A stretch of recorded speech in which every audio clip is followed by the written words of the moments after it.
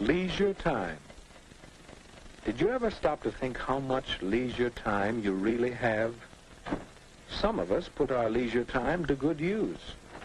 And some of us, Ken Michaels, for example, spend most of our leisure time just moping. Moping? He thinks I'm moping. Well, who wouldn't mope? There's nothing to do, nobody's around. You know how it is. I went down to the bowling alley, went over to the drugstore. None of the gang was there. All my friends are busy, so what's for me to do? Do you suppose Ken has more leisure time than his friends do? Huh? Well, no, I don't have more time. We all spend about the same amount of time in school, and the rest is leisure time. I've got nothing to do but wait for supper. My friends have more things to do. They're lucky. Ken's pretty lucky, too. Listen to that. All right, I'll bite. Why am I lucky? Because you have so much leisure time. Time in which you can do things you enjoy. Time in which you don't have to work. Like this, huh? Is that good? Let me show you a few things. Suppose you had lived 100 years ago. What would you have been like? Take a look. Where? Oh, is that me? Is that what I would have looked like 100 years ago? Well, perhaps. But now, well, let's look back 100 years again and see someone else. Who? Hey, that's my dad. Young man, you get off that bed and get to work. After you clean out the stable, you can build some new steps for the back porch. While I work 72 hours a week, no son of mine is going to loaf. 72 hours? 12 hours a day, 6 days a week. Tomorrow morning, young man, you're going out to get a regular job. You can work too, and earn your keep. Not so good, Ken? Well, let's try another picture. Say about 50 years ago. Oh, hello, son. Well, say, I've got some new pictures for the stereoscope. We'll look at them tonight. Don't forget about your chores. Have them all done by the time I'm through work. And keep the wood box full. Boy, how long will you work, Dad? Why, 10 hours. 10 hours a day, every day except Sunday. 60 hours a week? Boy. Well, Ken, let's take a look at your father's time as it really is today. Hi, Dad. You sure don't work as long hours as they used to. That's right, Ken. It's a wonderful thing to be able to do so much work in so little time. This 40-hour week suits me fine. And some people even work shorter hours nowadays. But by the way, Ken, how'd you like to play a quick round of golf before supper? I think we can work it in. And then later I'd like to shellac that new bookcase I'm making. Well, Ken? Yes, Dad does enjoy his leisure time. And to think that a few years ago, people didn't have nearly so much time to themselves. Yes, we've gained a lot of leisure time in the last century or so. All of us. Wait a minute. All of us? Mother should hear you say that. She's always complaining that she doesn't have enough time. Well, let's see about that. Can you picture your mother as she might have been 50 years ago? I guess so.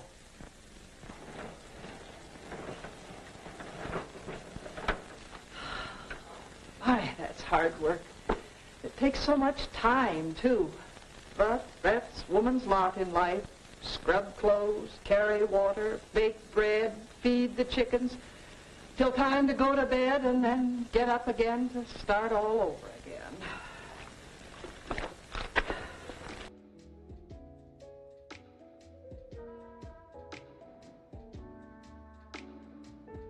Early and efficient, I say. Early and efficient. Not at all delayed, not at all planned last minute, and not at all delivering a weekly schedule midway through the week. No. No. That couldn't be me.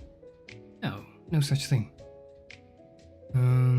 Storms available further south. But you're safe. That's good. It's good to hear. Hope everyone, though I think at least in chat. There's not too many, but I hope everyone's doing fine. And all right. Nothing much more I can offer than that, I suppose. But yes, hope that all works out. I suppose it's maybe an observation I have that's a bit unrelated that conjured in my mind just now is that in the events of big, not disasters, but like, you know, when there's a sort of big thing going on, a lot of the smaller, pettier squabbles kind of go away and people tend to be a bit more united, in my observation, in kind of dealing with the big common problem. And although, you know, once that's solved, things go back to the way they were and there's petty arguments and disagreements once again, there's little moments of unity, I think, are the sort of silver lining when it comes to big, difficult events that are, you know, a problem for communities and many bigger communities and many people. The silver lining is that it tends to bring us together. What does that mean in a bigger picture of things? No idea. No clue. But it's something I've observed.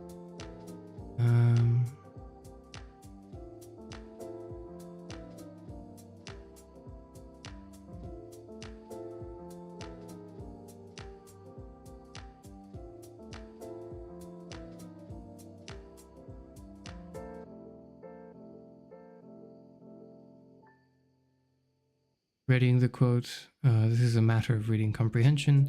Eiichiro Oda, I imagine we need it now. No, not today actually. Today we're just reading. This is like fun reading. Everything, all the other readings I've been forcing everyone here to do have tended to be work readings. You know, it's sort of almost too academic sometimes. It feels, even though I try to keep it somewhat light. It does tend to feel very serious.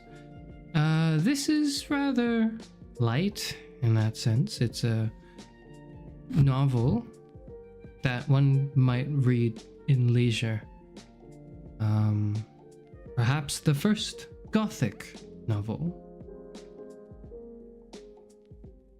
Not much more than that I can give, really. It was written by Horace Walpole. It was written in the 18th century. The version I have is like published in 1901, but you know, it was like the first published in like the 18th century, 17 something. And it's gone on to be the influence and impacted many things that have come after, you know, the Bram Stokers, the Edgar Allen Poes and so forth. A lot of the classic horror, contemporary horror that we know now is, or like not contemporary, but the classic horror that we know has shaped our existence, our understanding of horror as a genre, as a thing, was largely influenced by this work. The first novel to claim itself to be a gothic novel. It was first released just as the Castle of Otranto. Otranto? I hope I'm pronouncing it correctly. You know, this is going to be a recurring word, so I'm going to actually look up how to pronounce it.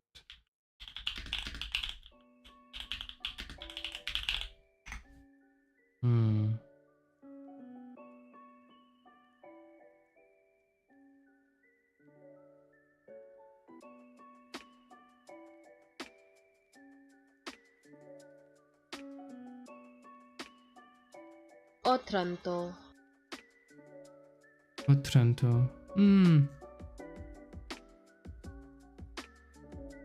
Sure, I'll take it. Otranto. Ratings are not very good though. People don't like this. What about this one? Otranto. Otranto.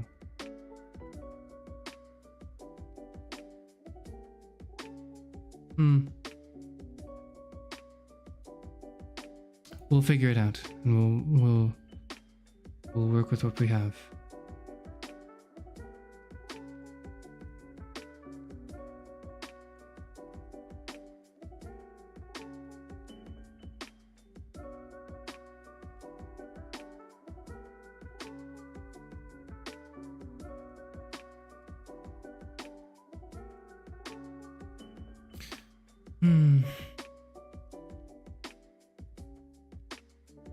What exactly is a gothic novel? Since this is the first one, you know what that means. Good question. I'm not familiar enough with it to give you a proper definition off the top of my head, so I'm going to have some supplementary resource around with me. Gothic fiction. It originated as an aesthetic of fear and haunting.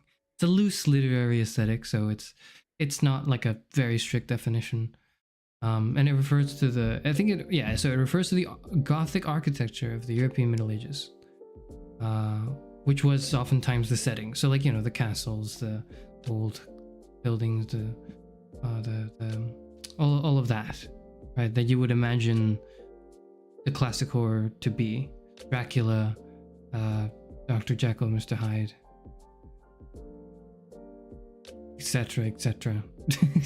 Again, not a big horror enthusiast myself, and unfortunately, I think to some people who might watch this or what would be the people to watch this know, I've never had a goth phase, so I'm not very at all familiar with, you know, the contemporary goth, and so I can't quite trace it back. But if one were to be familiar with the subculture, then perhaps you could then see how it was inspired by the things that came before, including, you know, gothic fiction, gothic novels, etc. It's an aesthetic of fear and haunting, based on European Middle Ages. That should be enough to sort of claim a basic understanding of it, right? Yes.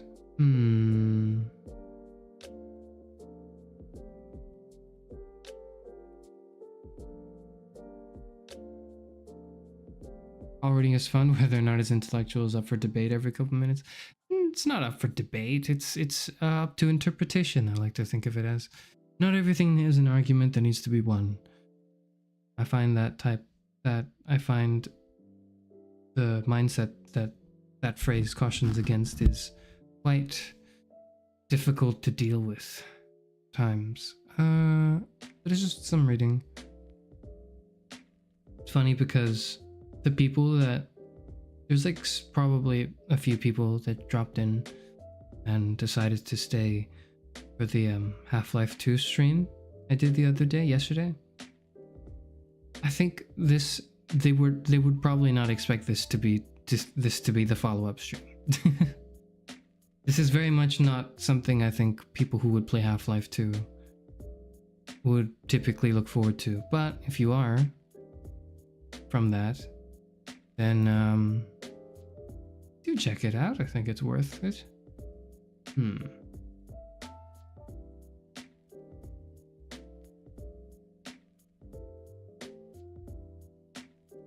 You kind of understand Gothic, but intriguing to see there's something as first goth novel, not like very gradual. So it is like cultural. I would say it is as a cultural literary thing, like a gradual thing that's come out, but at least for like the themes and like the aesthetics of fear and haunting. This is not the first like book to deal with the aesthetic of fear and haunting, right? Like it's not.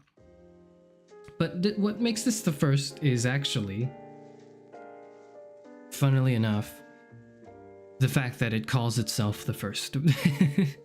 It's the fact that it was the first one to be published as, I believe the second edition is the Castle of Otranto dash Gothic novel, right? I believe is the way it was. Hold on.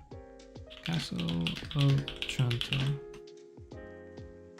I'm going to perhaps anglify the pronunciation of the word. Yes, so Walpole, in the second edition, Walpole applied the word Gothic to the novel in the subtitle, a Gothic story. So it was the Castle of Otranto, a Gothic story. And it was the first one to do that. It was the first one to go, this is a Gothic story. It's a Gothic novel. It was the first one to say that. And after that, people started using the word, and including writers who would go on to write more things. It shared many similarities with this, and they would also use the words. Yes. Sorry, it's like a little late, so I'm a little slow today, but can't relate to the non-goth things. You literally have a black lipstick box shaped like a coffin that Aurelio Voltaire signed and gave to me. I will, the only, perhaps one might find solace in my enjoyment of several songs from Panic at the Disco.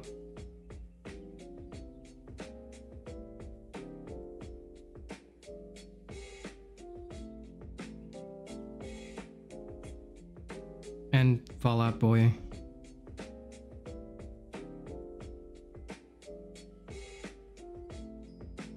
And Welcome to the Black Parade. But you know, like it's more emo than goth. So here's the thing, I don't know the difference. I'm not an enthusiast. And I won't claim to know, but 'tis the season of knowing, as we all know. And so I will do my best to keep an open mind and try to sort of engage with this as if I were a fan. I think that's the best way to start. Anyways, all right, that's it. That's enough talk, right? Oh yes, we're also, so I'm gonna continue playing Half-Life 2 if anyone's here for that, and just waiting like 17 minutes into the stream or something for me to talk about it. I'm gonna play Half-Life 2 like on Friday or something, and then on Saturday we're gonna watch Nosferatu, the original film, the one that came out like 100 years ago or something, because I believe that's in public domain, so I can actually like stream watch it. I think that'd be fun if I could do that.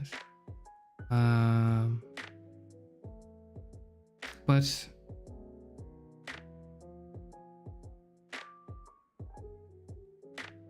I will be taking that risk because maybe I'll get struck by a copyright.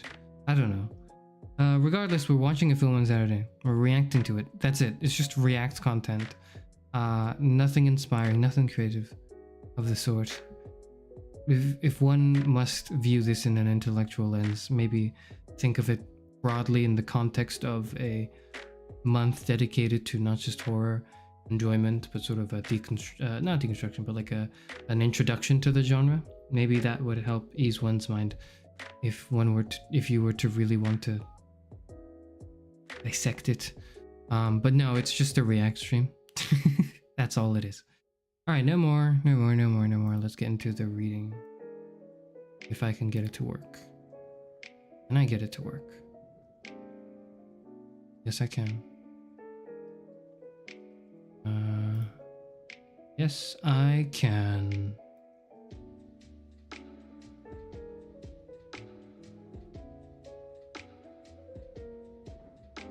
Falling so quickly into reaction content. It is what it is. It is what it is. Oh, man. But, oh yes, before we begin, I think perhaps a little, maybe I would want to use something different instead of just the typical superliminal soundtrack I use, because that is quite a different vibe from what we're going for here. So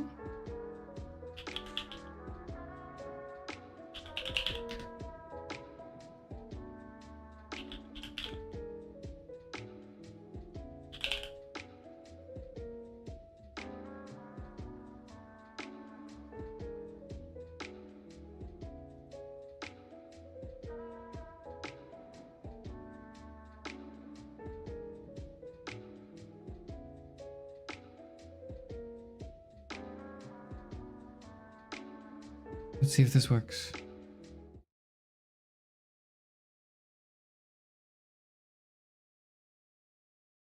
Oh, it's very loud.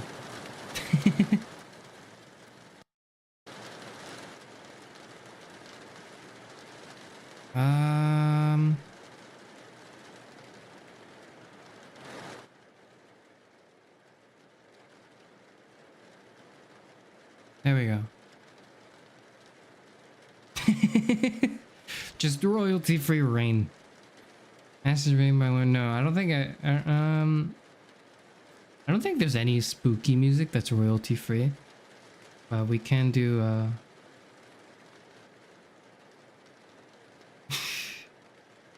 felt like a Metal Gear Rising Revengeance sound. No, it didn't. No, did it? Yes, I think the rain ambience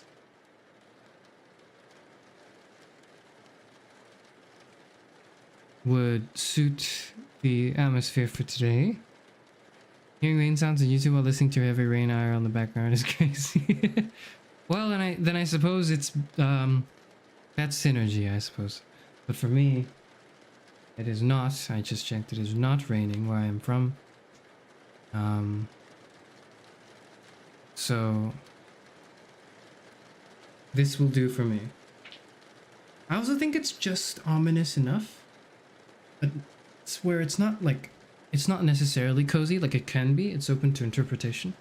And there's just like rain sounds. It could be cozy, it could be terrifying, depending on what's going on. It's got great synergy. For the Castle of Otranto. Full night of upcycling shirts. Terrific background noise. Sucks with a great time. Welcome to the stream, Leo Star. No problem for the background noise. I'm very good at that. I've been told that I'm very good background noise. No, I'm kidding. I'm kidding. If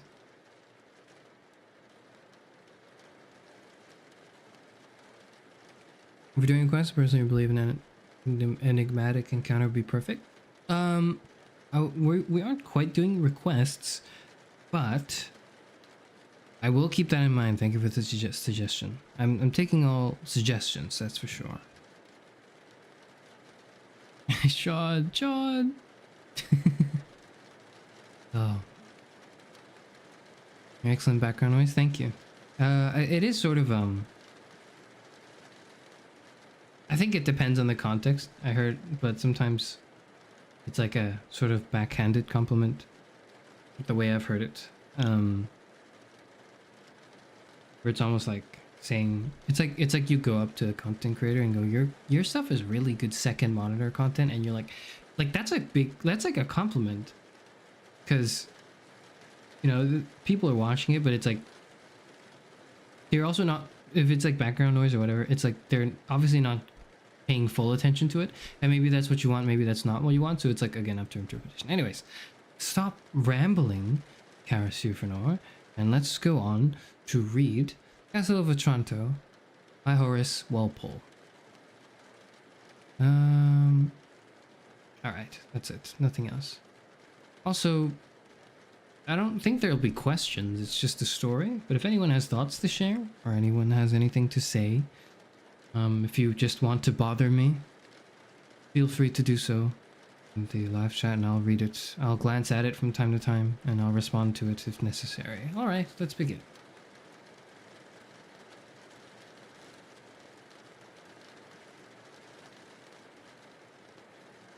Mercedes streams are nap content, 100% mean as a compliment. Thank you. Yeah, I get that as well. That's the, I think that's when people tell me I am background noise, that's the way they mean it as well. It's just whatever. It's a fun thing. It's a fun thing to think about. A sort of secondary intention. Anyways, the Castle of Otranto, which is going to be the way I'm going to pronounce the word. It's Otranto, I think, if you go by the pronunciations that we looked at just now, but I'm not going to do that. By Horace Walpole. Introduction. Oh, I suppose we'll have an introduction here? Sure. So, just some context, I guess, for the writer. Horace Walpole was the youngest son of Sir Robert Walpole, the great statesman who died Earl of Orford. He was born in 1717, the year in which his father resigned office, remaining in opposition for almost 3 years before his return to a long tenure of power. Horace Walpole was educated at Eton, where he formed a school friendship with Thomas Gray, who was but a few months older. In 1739, Gray was traveling companion with Walpole in France and Italy until they differed and parted. But the friendship was afterwards renewed and remained firm to the end. Horace Walpole went from Eton to King's College, Cambridge, and entered Parliament in 1741, the year before his father's final resignation and acceptance of an earldom. His way of life was made easy to him. As usher of the Exchequer, comptroller of the Pipe, and clerk of the Estreets in the Exchequer, he received nearly 2,000 a year for doing nothing, lived with his father, and amused himself. God, I wish that were me. Horace Walpole idled and amused himself with the small life of the fashionable world to which he was proud of belonging, though he had a quick eye for its vanities. He had social wit and liked to put it to small uses, but he was not an empty idler, and there were seasons when he could become a sharp judge of himself. I am sensible, he wrote to his most intimate friend, I am sensible of having more follies and weaknesses and fewer real good qualities than most men. I sometimes reflect on this, though I own too seldom. I always want to begin acting like a man and a sensible one, which I think I might be if I would. He had a deep home affections, and under many polite affections, plenty of good sense. Horace Walpole's father died in 1745. The eldest son, who succeeded to the earldom, died in 1751 and left a son, George, who was for a time insane and lived until 1791. As George left no child, the title and estates passed to Horace Walpole, then 74 years old, and the only uncle who survived. Horace Walpole thus became Earl of Orford during the last 6 years of his life. As to the title, he said that he felt himself being called names in his old age. He died unmarried in the year 1797 at the age of 80. He had turned his house at Strawberry Hill by the Thames near Twickenham into a Gothic villa. Ooh, a Gothic villa. I wonder why that is. 18th century Gothic, and amused himself by spending freely upon its adornment with such things as were then fashionable as objects of taste. But he also delighted in his flowers and his trellises of roses and the quiet Thames. When confined by gout to his London house in Arlington Street, flowers from Strawberry Hill and a bird were necessary consolations. He set up also at Strawberry Hill a private printing press at which he printed his friend Gray's poems. Also in 1758 in his own Catalogue of the Royal and Noble Authors of England, and 5 volumes of anecdotes of painting in England between 1762 and 1771. Horace Walpole produced the Castle of Otranto in 1765, at the mature age of 48. It was suggested by a dream from which he said he waked one morning, and of natural dream for a head like mine.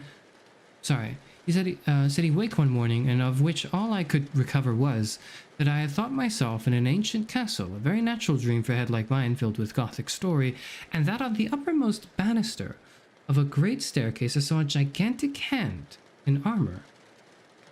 In the evening I sat down and began to write without knowing in the least what I intended to say or relate. So began the tale, which professed to be translated by William Marshall, gentleman, from the Italian of Onofrio Muralto, canon of the Church of St. Nicholas at Otranto. It was written in 2 months. Walpole's friend Gray reported to him that at Cambridge the book made some of them cry a little, and all in general afraid to go to bed o' nights. The Castle of Otranto was in its own way an early sign of the reaction towards romance in the latter part of this last century. This gives it interest, but it has had many followers, and the hardy modern reader, when he reads Gray's notes from Cambridge, needs to be reminded of its date.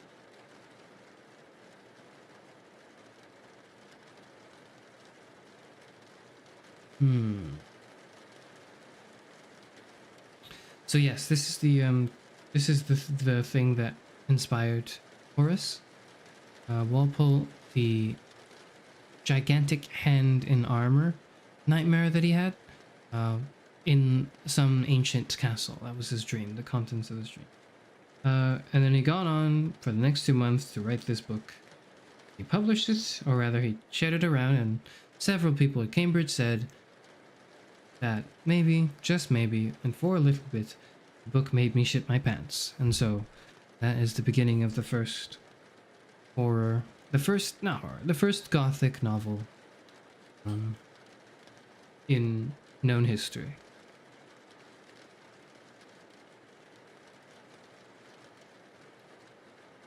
Okay, I don't think we need the preface to the edition. Yeah, sure. There's a sonnet for him. Sonnet to the Right Honourable Lady Mary Coke. The gentle maid whose hapless tale these melancholy pages speak, say, gracious lady, shall she fail to draw the tear adown thy cheek? No, never was thy pitying breast insensible to human woes.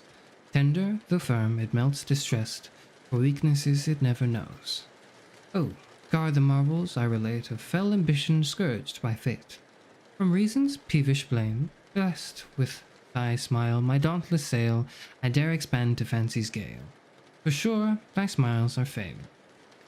Sorry, I'm not very good at reading sonnets. I tend to need to prepare before reading Shakespeare because I'm not at all I'm not that familiar with it. Beyond, like I'm not familiar with the literature. I'm familiar with a bit with the theatrics, but not with the literature. So I tend to have to like listen to someone read it properly, and then I just emulate them reading it properly.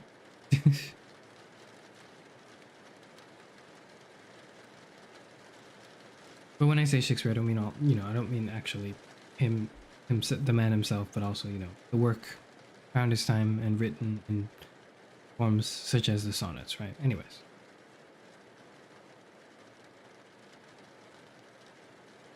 Chapter 1.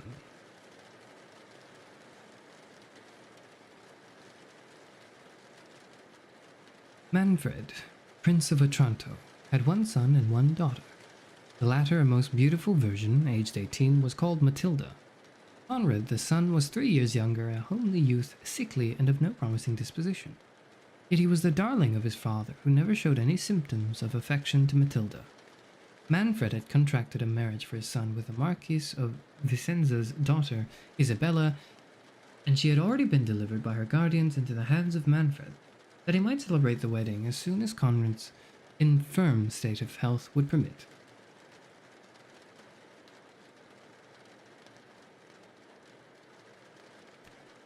Manfred's impatience for this ceremonial was remarked by his family and his neighbours.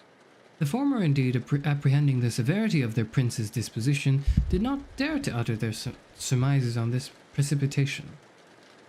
Hippolyta, his wife, an amiable lady, did sometimes venture to represent the danger of marrying their only son so early, considering his great youth and greater infirmities, but she never received any other answer than reflections on her own sterility, who had given him but one heir. His tenants and subjects were less cautious in their discourses.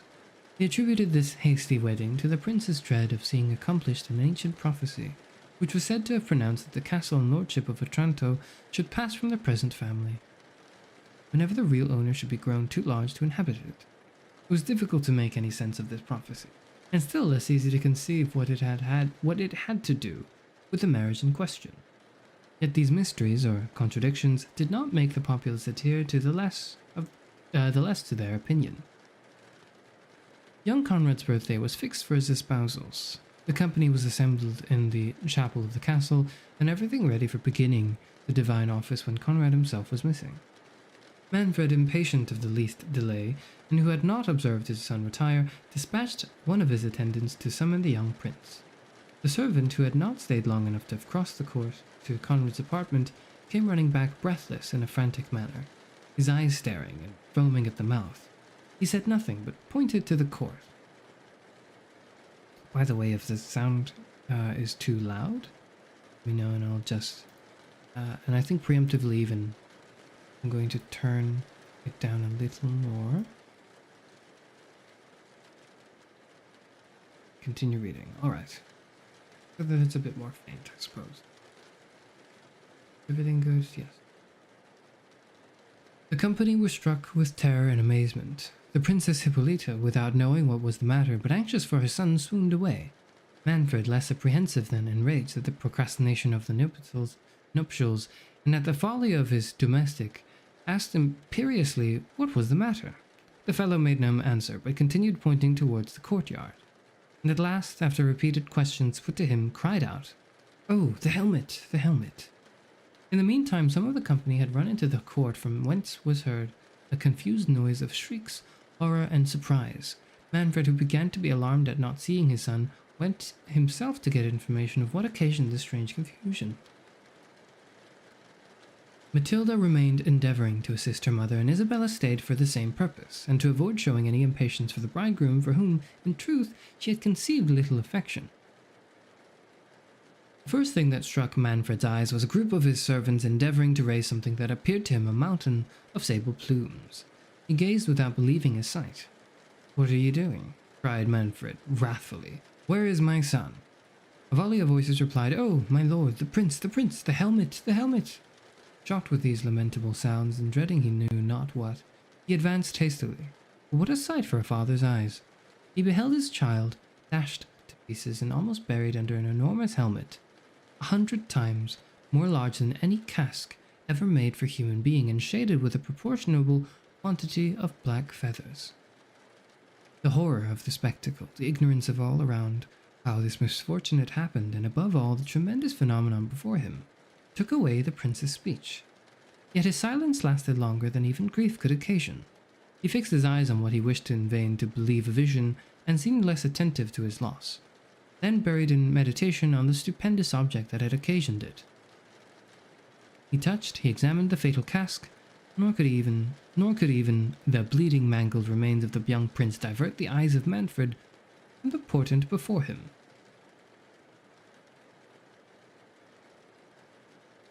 All who had known his partial fondness for young Conrad were as much surprised at their prince's insensibility as thunderstruck themselves at the miracle of the helmet. They conveyed the disfigured corpse into the hall without receiving the least direction from Manfred. As little was he attentive to the ladies who remained in the chapel. On the contrary, without mentioning the unhappy princesses, his wife and daughter, the first sounds that dropped from Manfred's lips were, "Take care of the Lady Isabella." The domestics, without observing the singularity of this direction, were guided by their affection to their mistress, to consider it as peculiarly addressed to her situation, and flew to her assistance. They conveyed her to her chamber, more dead than alive, and indifferent to all the strange circumstances she heard, except the death of her son. Matilda, who doted on her mother, smothered her own grief and amazement, and thought of nothing but assisting and comforting her afflicted parent. Isabella, who had been treated by Hippolyta like a daughter, and who returned that tenderness with equal duty and affection, was scarce less assiduous about the princess, at the same time endeavouring to partake and lessen the weight of sorrow which she saw Matilda strove to suppress, for whom she had conceived the warmest sympathy of friendship. Yet her own situation could not help finding its place in her thoughts.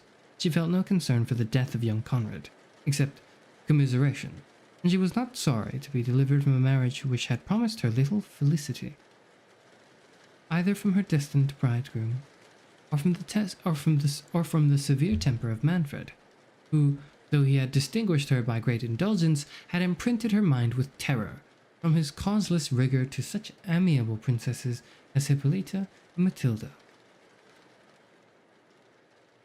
While the ladies were conveying the wretched mother to her bed, Manfred remained in the court, gazing on the ominous casque, and regardless of the crowd which the strangeness of the event had now assembled around him. The few words he articulated tended solely to inquiries, whether any man knew from whence it could have come. Nobody could give him the least information. However, as it seemed to be the sole object of his curiosity, it soon became so to the rest of the spectators, whose conjectures were as absurd and improbable as the catastrophe itself was unprecedented. In the midst of their senseless guesses, a young peasant whom rumour had drawn thither from a neighbouring village observed that the miraculous helmet was exactly like that on the figure in black marble of Alfonso the Good, one of their former princes in the church of St. Nicholas. "Villain, what sayest thou?" cried Manfred, starting from his trance in a tempest of rage, and seizing the young man by the collar. "How darest thou utter such treason? Thy life shall pay for it." The spectators, who as little comprehended the cause of the prince's fury as all the rest they had seen, were at a loss to unravel this new circumstance. The young peasant himself was still more astonished, not conceiving how he had offended the prince, yet recollecting himself with a mixture of grace and humility, he disengaged himself from Manfred's grip. and then with an obeisance which discovered more jealousy of innocence than dismay, he asked, with respect, of what he was guilty. Manfred, more enraged at the vigour, however decently exerted, with which the young man had shaken off his hold, than appeased by his submission, ordered his attendants to seize him, and if he had not been withheld by his friends whom he had invited to the nuptials, would have poignarded the peasant in their arms. During this altercation, some of the vulgar spectators had run to the great church, which stood near the castle, and came back open-mouthed, declaring that the helmet was missing from Afonso's statue. Manfred at this news grew perfectly frantic, and as if he sought a subject on which to vent the tempest within him, he rushed again on the young peasant, crying, "Villain! Monster! Sorcerer! 'Tis thou hast done this! 'Tis thou hast slain my son!" The mob, who wanted some object within the scope of their capacities, on whom they might discharge their bewildered reasoning, caught the words from the mouth of the lord and re-echoed, "Aye, aye, 'tis he, 'tis he! He has stolen the helmet from good Alfonso's tomb, and dashed out the brains of our young prince with it," never reflecting how enormous the disproportion was between the marble helmet that had been in the church and that of steel before their eyes, nor how impossible it was for a youth seemingly not 20 to wield a piece of armour of so prodigious a weight. The folly of these ejaculations brought Manfred to himself, yet whether it provoked the peasant having observed the resemblance between the two helmets, and thereby led to the farther discovery of the absence of that in the church, or wishing to bury any such rumour under so impertinent a supposition, he gravely pronounced that the young man was certainly a necromancer, and that till the church could take cognizance of the affair, he would have the magician, whom they had thus detected, kept prisoner under the helmet itself, which he ordered his attendants to raise and place the young man under it, declaring he should be kept there without food, with which his own infernal art might furnish him.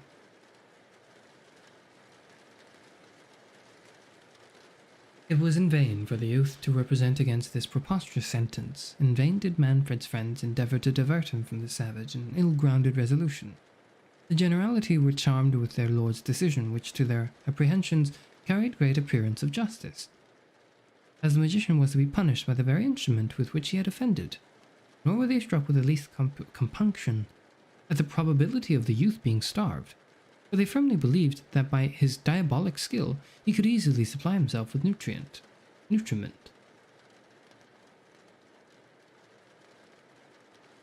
Manfred thus saw his commands even cheerfully obeyed, and appointing a guard with strict orders to prevent any food being conveyed to the prisoner, he dismissed his friends and attendants and retired to his own chamber after locking the gates of the castle, in which he suffered none but his domestics to remain.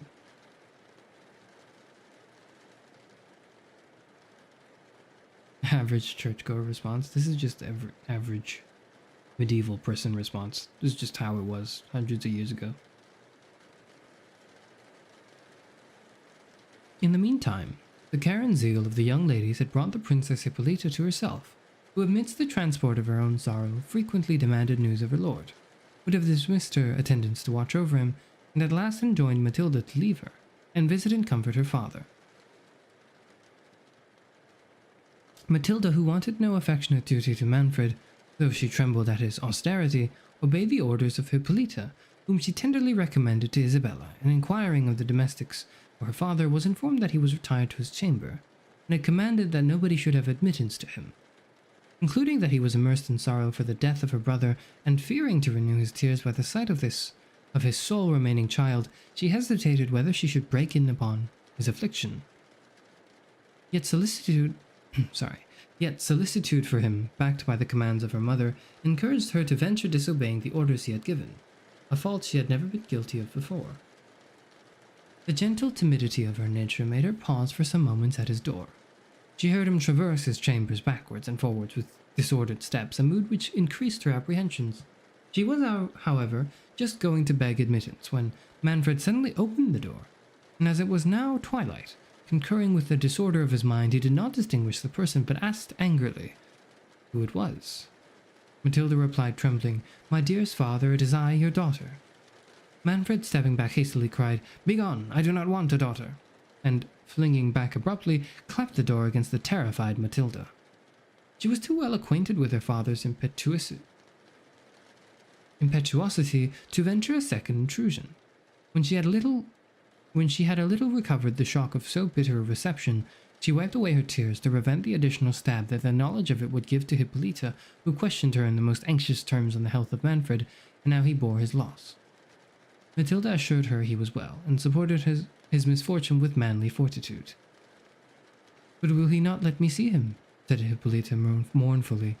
"Will he not permit me to blend my tears with his, and shed a mother's sorrows in the bosom of her lord? Or do you deceive me, Matilda? I know how Manfred doted on his son. Is not the stroke, too, heavy for him? Has he not sunk under it? You do not answer me. Alas, I dread the worst. Raise me, my maidens. I will see my lord. Bear me to him instantly. He is dearer to me even than my children." Matilda made signs to Isabella to prevent Hippolyta's rising, and both those lovely young women were using their gentle violence to stop and calm the princess. When a servant, on the part of Manfred, arrived and told Isabella that his lord demanded to speak with her. "With me," cried Isabella. "Go," said Hippolyta, relieved by a message from her lord. "Manfred cannot support the sight of his own family. He thinks you less disordered than we are, and dreads the shock of my grief. Console him, dear Isabella, and tell him I will smother my own anguish rather than add to his." As it was now evening, the servant who conducted Isabella bore a torch before her. When they came to Manfred, who was walking impatiently about the gallery, he started and said hastily, "Take away that light and begone." Then shutting the door impetuously, he flung himself upon a bench against the wall, and bade Isabella sit by him. She obeyed, trembling. "I sent for you, lady," said he, and then stopped, under great appearance of confusion. "My lord." "Yes, I sent for you in a matter of great moment," resumed he. "Dry your tears, young lady. You have lost your bridegroom. Yes, cruel fate, and I have lost the hope of my race. But Conrad was not worthy of your beauty." "How, my lord?" said Isabella. "Sure, you do not suspect me of not feeling the concern I ought. My duty and affection would have always—" "Think no more of him," interrupted Manfred. "He was a sickly, puny child, and heaven has perhaps taken him away, that I might not trust the honors of my house on so frail a foundation. The line of Manfred calls for numerous supports. My foolish fondness for that boy blinded the eyes of my prudence, but it is better as it is. I hope in a few years to have reason to rejoice at the death of Conrad." Are all Matildas just cursed to be the least wanted child? I do wonder if this does inspire the later Matilda by Roald Dahl, was it? Actually, now I'm curious. I wonder if it was in reference to this.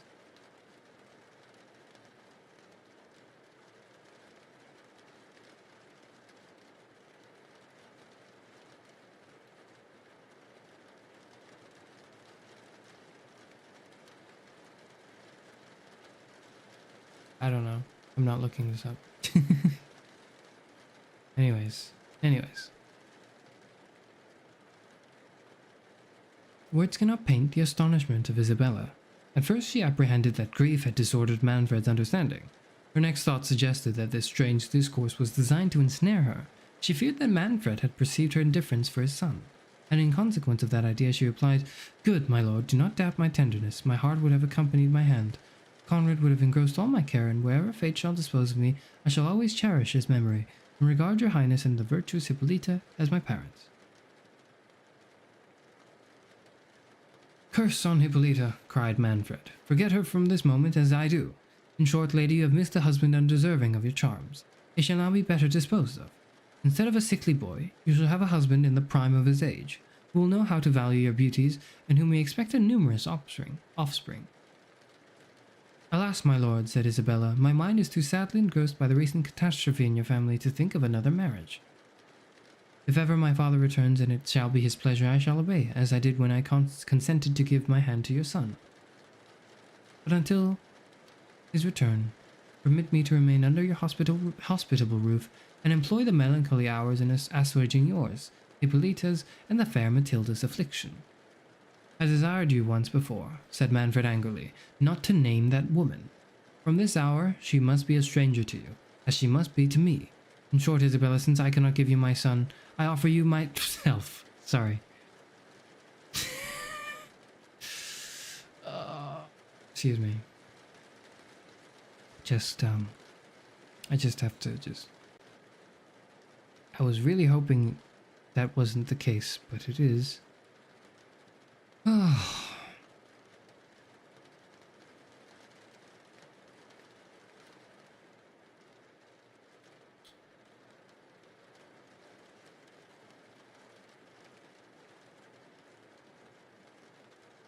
Heavens, cried Isabella, and me too, waking from her delusion. What do I hear? You, my lord, you, my father-in-law, the father of Conrad, the husband of the virtuous and tender Hippolyta. I tell you, said Manfred imperiously, Hippolyta is no longer my wife. I divorce her from this hour. Too long has she cursed me by her unfruitfulness. My fate depends on having sons, and this night I trust will give a new date to my hopes. At those words he seized the cold hand of Isabella, who was half dead with fright and horror. She shrieked and started from him. Manfred rose to pursue her when the moon, which was now up and gleamed in at the opposite casement, presented to his sight the plumes of the fatal helmet, which rose to the height of the windows, waving backwards and forwards in a tempestuous manner, and accompanied with a hollow and rustling sound. Isabella, who gathered courage from her situation, and who dreaded nothing so much as Manfred's pursuit of his declaration, cried, Look, my lord. See, heaven itself declares against your impious intentions. Heaven nor hell shall impede my designs, said Manfred, advancing again to seize the princess. At that instant, the portrait of his grandfather, which hung over the bench where they had been sitting, uttered a deep sigh and heaved its breast. Isabella, whose back was turned to the picture, saw not the motion nor knew whence the sound came, but started and said, Hark, my lord, what sound was that? And at the same time made towards the door. Manfred, distracted between the flight of Isabella, who had now reached the stairs, and yet unable to keep his eyes from the picture, which began to move, had however advanced some steps after her, still looking backwards on the portrait when he saw it quit its panel, and descend on the floor with a grave and melancholy air. Do I dream? Cried Manfred, returning. Or are the devils themselves in league against me? Speak, infernal spectre, or if thou art my grandsire, why dost thou too conspire against thy wretched descendant, who too dearly pays for— Here, he could finish the sentence. Ere he could finish the sentence, the vision sighed him again and made a sign to Manfred to follow him. Lead on, cried Manfred. I will follow thee to the gulf of perdition. The spectre marched sedately, but dejected, to the end of the gallery and turned into a chamber on the right hand. Manfred accompanied him at a little distance, full of anxiety and horror, but resolved. As he would have entered the chamber, the door was clapped to with violence by an invisible hand. The prince, collecting courage from his delay, would have forcibly burst open the door with his foot, but found that it resisted his utmost efforts. Since hell will not satisfy my curiosity, said Manfred, I will use the human means in my power for preserving my race. Isabella shall not escape me. The lady, whose resolution had given way to terror the moment she had quitted Manfred, continued her flight to the bottom of the principal staircase. There she stopped, not knowing whither to direct her steps, nor how to escape from the impetuosity of the prince. The gates of the castle, she knew, were locked, and guards placed in court. Should she, as her heart prompted her, go and prepare Hippolyta for the cruel destiny that awaited her? She did not doubt but Manfred would seek her there, and that his violence would incite him to double the injury he meditated, without leaving room for them to avoid the impetuosity of his passions. Delay might give him time to reflect on the horrid measures he had conceived, or produce some circumstance in her favor, if she could for that night at least avoid his odious purpose. Yet where conceal herself? How avoid the pursuit he would infallibly make through the castle?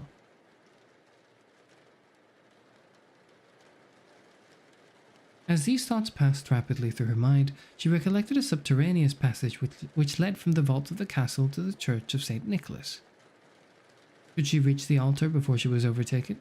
She even knew Manfred's violence would not dare to profane the sacredness of the place, and she determined, if no other means of deliverance offered, to shut herself up forever among the holy virgins whose convent was contiguous to the cathedral. In this resolution, she seized the lamp that burned at the foot of the staircase, and hurried towards the secret passage. The lower part of the castle was hollowed into several intricate cloisters, and it was not easy for one under so much anxiety to find the door that opened into the cavern. An awful silence reigned through those subterraneous regions, except now and then some blasts of wind that shook the doors she had passed, and which, grating on the rusty hinges, were re-echoed through that long labyrinth of darkness. Every murmur struck her with new terror, yet more she dreaded to hear the wrathful voice of Manfred urging his domestics to pursue her. She trod as softly as impatience would give her leave, yet frequently stopped and listened to hear if she was followed. In one of those moments she thought she heard a sigh. She shuddered and recoiled a few paces. In a moment she thought she heard the step of some person. Her blood curdled. She concluded it was Manfred. Every suggestion that horror could inspire rushed into her mind. She condemned her rash flight, which had thus exposed her to this rage in a place where her cries were not likely to draw anybody to her assistance. Yet the sound seemed not to come from behind. If Manfred knew where she was, he must have followed her. She was still in one of the cloisters, and the steps she had heard were too distinct to proceed from the way she had come. Cheered with this reflection and hoping to find a friend in whoever was not the prince, she was going to advance, when a door that stood ajar at some distance to the left was opened gently. But ere her lamp, which she held up, could discover who opened it, the person retreated precipitately on seeing the light.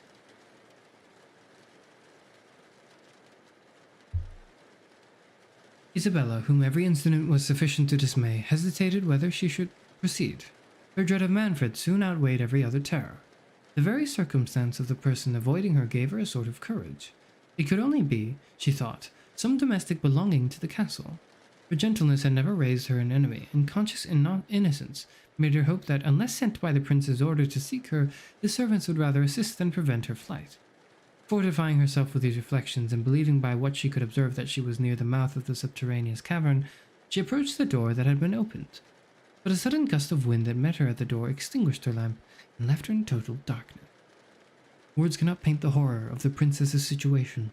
Alone in so dismal a place, her mind imprinted with all the terrible events of the day, hopeless of escaping, expecting every moment the arrival of Manfred, and far from tranquil on knowing she was within reach of somebody, she knew not whom, who for some cause seemed concealed thereabouts. All these thoughts crowded on her distracted mind, and she was ready to sink under her apprehensions.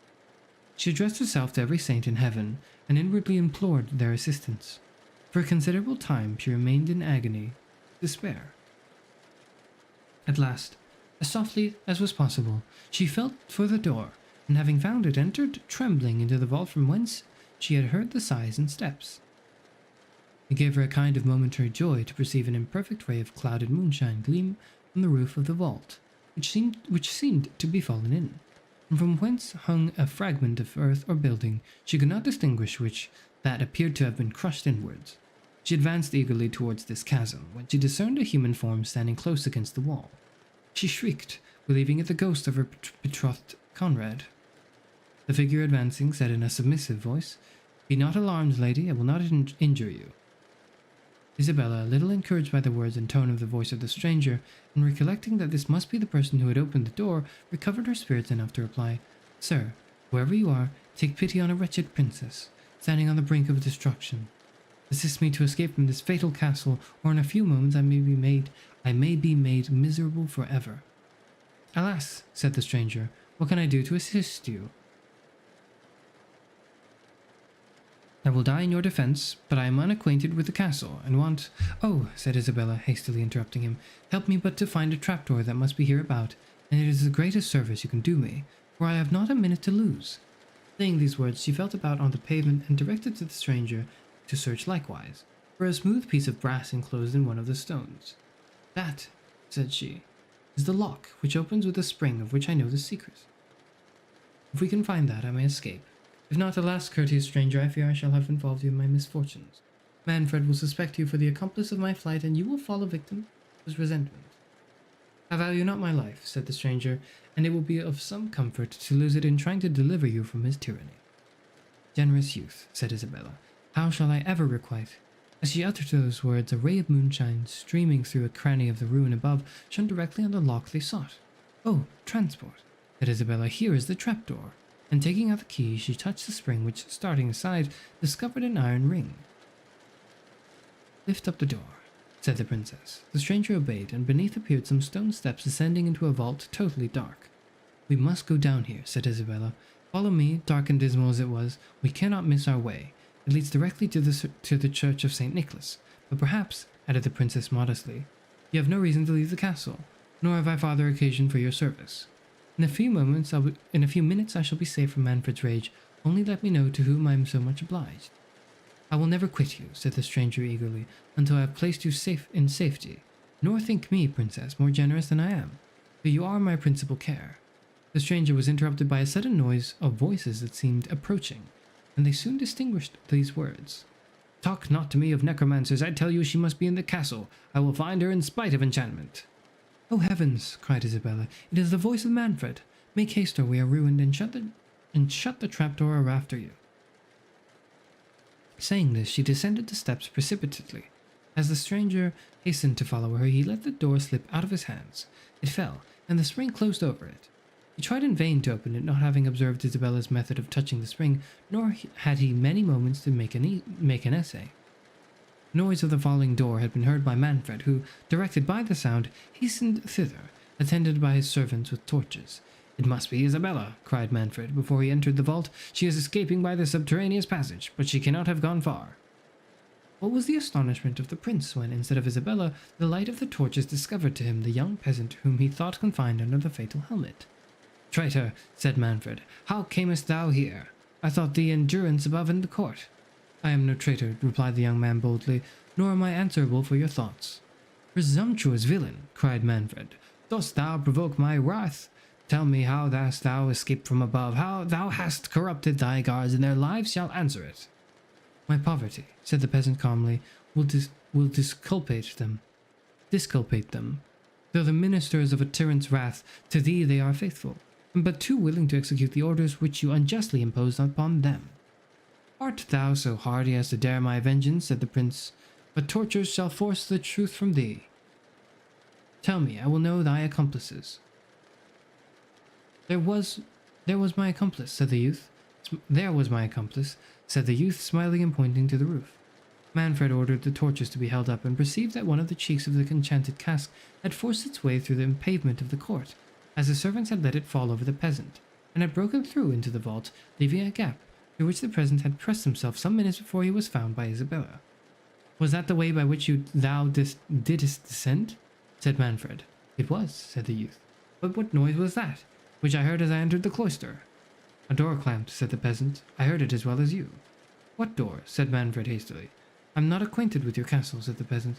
This is the first time I ever entered it, and this vault the only part of it within which I ever was. But I tell thee, said Manfred, wishing to find out if the youth had discovered the trapdoor, it was this way I heard the noise. My servants heard it too. My lord, interrupted one of them officiously. To be sure, it was the trapdoor, and he was going to make his escape. Peace, blockhead, said the prince angrily. If he was going to escape, how should he come on this side? I will know from his own mouth what noise it was I heard. Tell me truly. Thy life depends on thy veracity. My veracity is dearer to me than my life, said the peasant, nor would I purchase the one by forfeiting the other. Indeed, young philosopher, said Manfred contemptuously. Tell me, then, what was the noise I heard? Ask me what I can answer, said he, and put me to death instantly if I tell you a lie. Manfred, growing impatient at the steady valor and indifference of the youth, cried, Well, then, thou man of truth, answer, was it the fall of the trapdoor that I heard? It was, said the youth. It was, said the prince. And how didst thou come to know there was a trapdoor here? I saw the plate of brass by a gleam of moonshine, replied he. But what told thee it was a lock? Said Manfred. How didst thou discover the secret of opening it? Providence, that delivered me from the helmet, was able to direct me to the spring of the lock, said he. Providence should have gone a little farther and have placed thee out of the reach of my resentment, said Manfred. When Providence had taught thee to open the lock, it abandoned thee for a fool, who did not know how to make use of its favors. Why didst thou not pursue the path pointed out for thy escape? Why didst thou shut the trapdoor before thou hadst ascended the steps? I might ask you, my lord, said the peasant, how I, totally unacquainted with your castle, was to know that those steps led to any outlet. But I scorn to evade your questions. Wherever those steps may lead to, perhaps I should have explored the way. I could not be in a worse situation than I was. For the truth is, I let the trapdoor fall. Your immediate arrival followed. I'd given the alarm. What imported it to me whether I was seized a moment sooner or a minute later?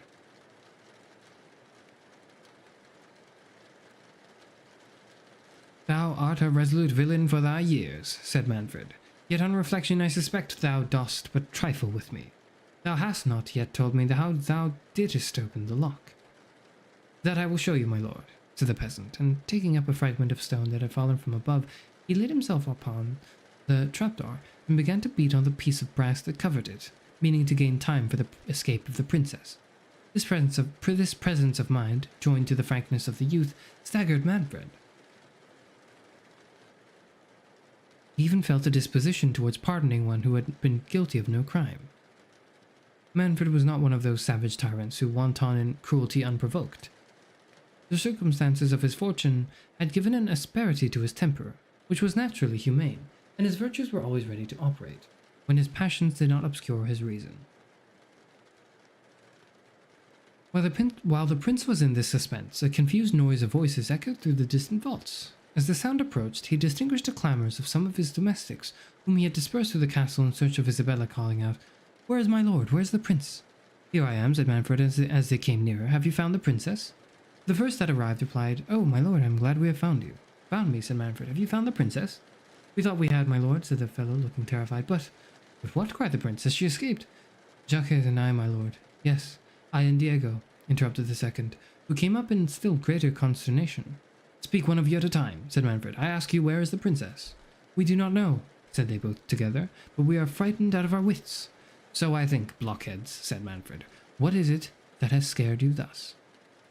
"Oh, my lord," said Jacques, "Diego has seen such a sight. Your highness would not believe our eyes." "What new absurdity is this?" cried Manfred. "Give me a direct answer, or by heaven—" "Why, my lord, if it pleases your highness to hear me," said the poor fellow, "Diego and I—" "Yes, I and Jacques," cried his comrade. "Did not I forbid you to speak both at a time?" said the prince. "You, Jacques, answer, for the other fool seems more distracted than thou art. What is the matter?"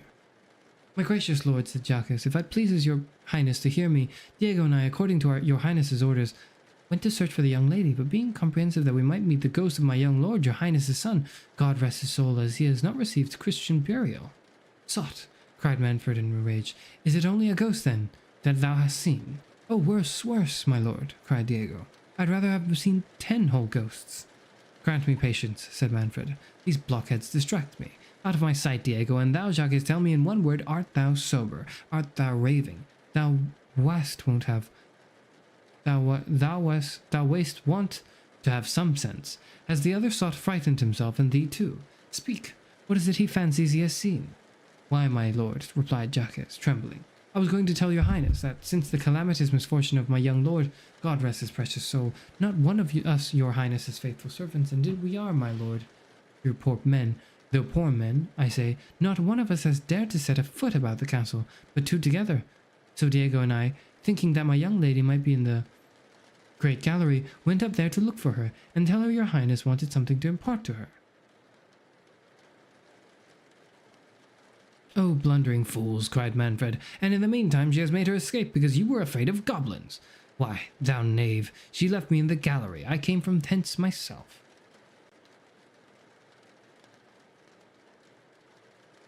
"For all that, she may be there still for aught I know," said Jacques, "but the devil shall have me before I seek her there again. Poor Diego, I do not believe he will ever recover it." "Recover what?" said Manfred. "Am I never to learn what it is has terrified these rascals? But I lose my time. Follow me, slave, and I will see if she is in the gallery." "For heaven's sake, my dear good lord," cried Jacques, "do not go to the gallery. Satan himself, I believe, is in the chamber next to the gallery." Manfred, who hitherto had treated the terror of his servants as an idle panic, was struck at his new circumstance. He recollected the apparition of the portrait, and the sudden closing of the door at the end of the gallery. His voice faltered, and he asked with disorder, "What is in the great chamber?" "My lord," said Jacques, "when Diego and I came into the gallery, he went first, for he said he had more courage than I. So when we came into the gallery, we found nobody. We looked under every bench and stool, and still we found nobody." "Were all the pictures in their place?"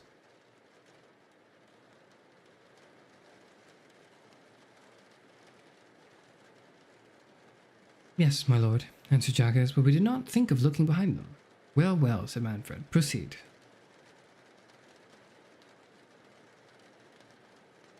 "When we came to the door of the great chamber," continued Jacques, "we found it shut."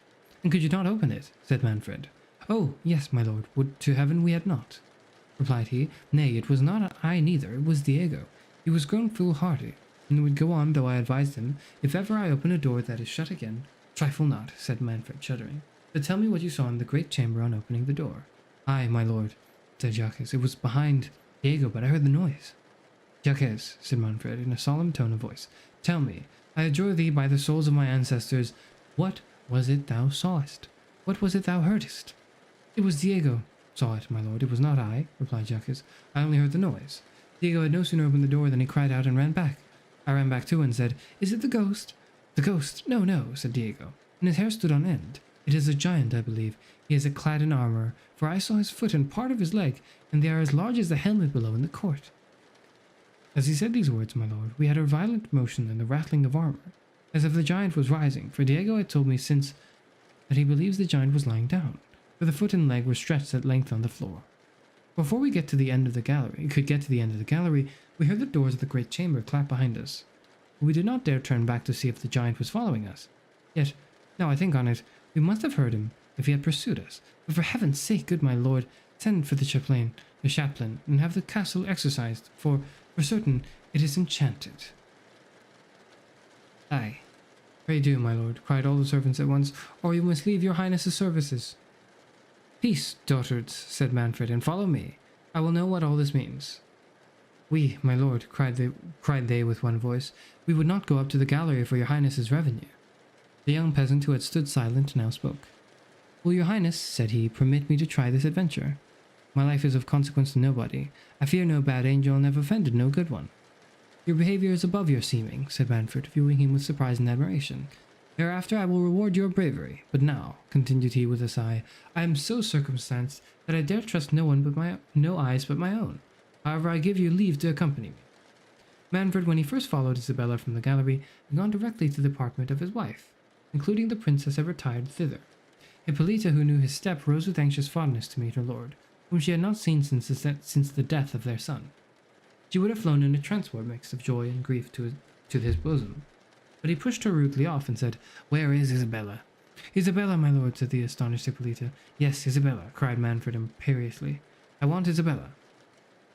My lord, replied Matilda, who perceived how much his behavior had shocked her mother. She has not been with us since your highness summoned her to your apartment.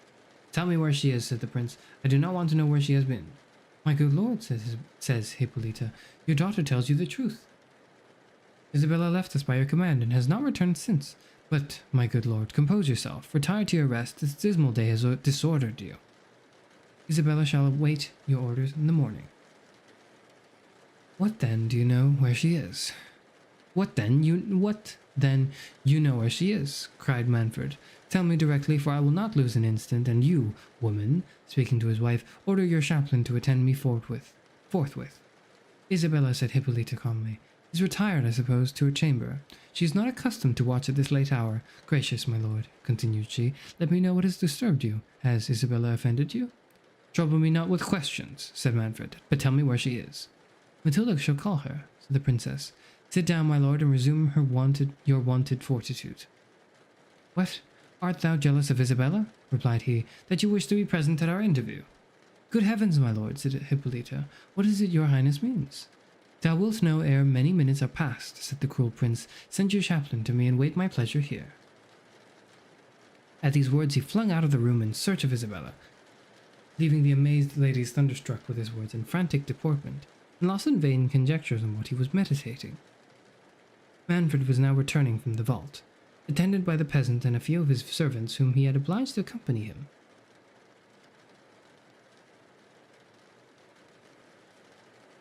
He ascended the staircase without stopping till he arrived at the gallery, at the door of which he met Hippolyta and her chaplain.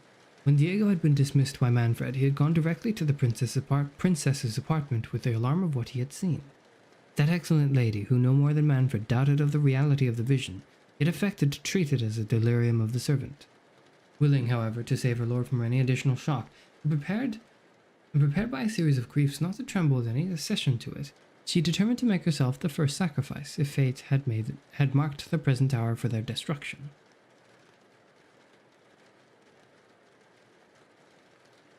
Dismissing the reluctant Matilda to her rest, who in vain sued for leave to accompany her mother, and attended only by her chaplain, Hippolyta had visited the gallery and great chamber.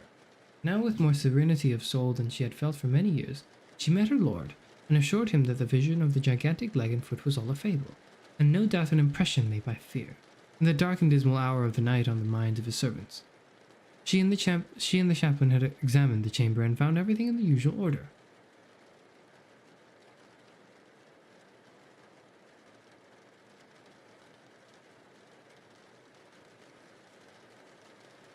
Manfred, though persuaded like his wife that the vision had been no work of fancy, recovered a little from the tempest of mind into which so many strange events had thrown him.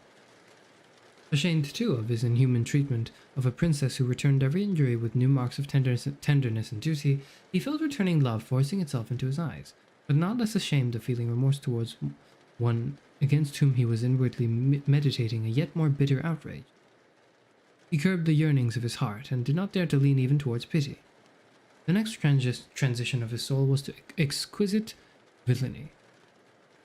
Presuming on the unshaken submission of Hippolyta, he flattered himself that he would not only acquiesce with patience to a divorce, but would obey if it was his pleasure, in endeavouring to persuade Isabella to give him her hand. But ere he could indulge his horrid hope, he reflected that Isabella was not to be found. Coming to himself, he gave orders that every avenue to the castle should be strictly guarded, and charged his domestics on pain of their lives to suffer nobody to pass out. The young peasant, to whom he spoke favourably, he ordered to remain in a small chamber on the stairs, in which there was a pallet bed, and the key of which he took away himself, telling the youth he would talk with him in the morning. Then, dismissing his attendants and bestowing some kind of half-nod on Hippolyta, he retired to his own chamber.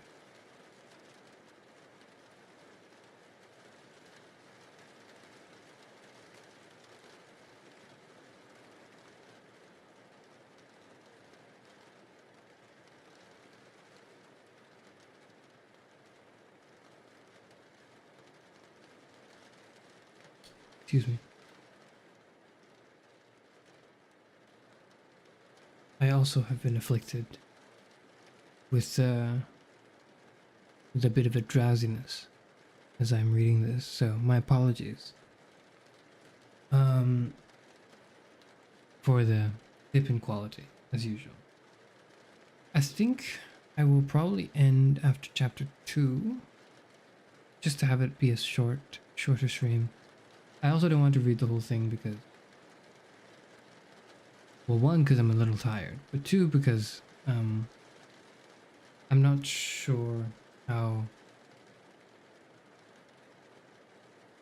I feel about just reading the whole thing as like an ebook. Sorry, as like an audiobook. Like, I'm not sure how I feel about that. Because the spirit of the reading streams is more just reading just enough for you to get an idea of it, and if you want to pursue it more, like, encourage you to go read it, but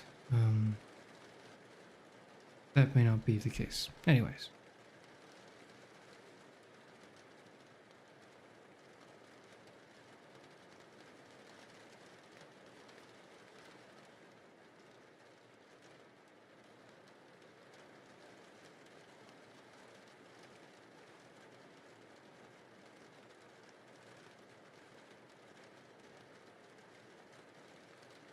Manfred has comedy and superstitious fear. I don't know if we feel we see the superstitious fear yet. It's interesting.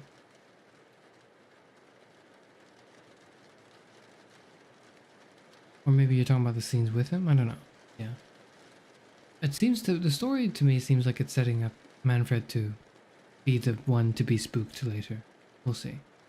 Chapter 2. Matilda, who by Hippolyta's orders had retired to her apartment, was ill-disposed to take any rest. The shocking fate of her brother had deeply affected her. She was surprised at not seeing Isabella, but the strange words which had fallen from her father, and his obscure menace to the princess his wife, accompanied by the most furious behaviour, had filled her gentle mind with terror and alarm. She waited anxiously for the return of Bianca, a young damsel that attended her, whom she had sent to learn what was become of Isabella.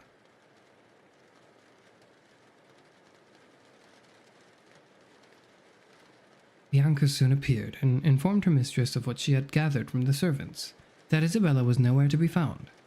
She related the adventure of the young peasant who had been discovered in the vault, though with many simple additions from the incoherent accounts of the domestics, and she dwelt principally on the gigantic leg and foot which had been seen in the gallery chamber.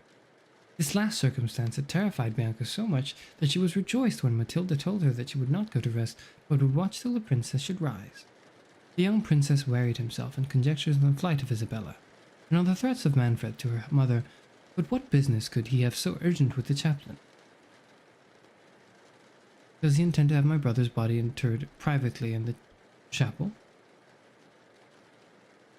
Oh, madam, said Bianca, now I guess as you are become his heiress, he is impatient to have you married. He has always been raving for more sons. I warrant he is now impatient for grandsons. As sure as I live, madam, I shall see you a bride at last.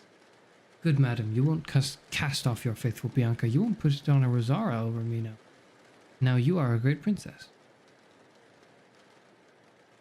My poor Bianca, said Matilda, how fast your thoughts amble. I am a great princess. What hast thou seen in Manfred's behaviour since my brother's death that bespeaks any increase of tenderness to me? No, Bianca, his heart was ever a stranger to me, but he is my father, and I must not complain. Nay, if heaven shuts my father's heart against me, it overpays my little merit in the tenderness of my mother. Oh, that dear mother, yes, Bianca, 'tis here, 'tis there I feel the rugged temper of Manfred. I can support his harshness to me with patience, but it wounds my soul when I am witness to his causeless severity towards her. Oh, madam, said Bianca, all men use their wives so, when they are weary of them. And yet you congratulated me but now, said Matilda, when you fancied my father intended to dispose of me. I would have you a great lady, replied Bianca. Come what will, I do not wish to see you moped in a convent, as you would be if you had your will, and if my lady your mother, who knows that a bad husband is better than no husband at all, did not hinder you. Bless me.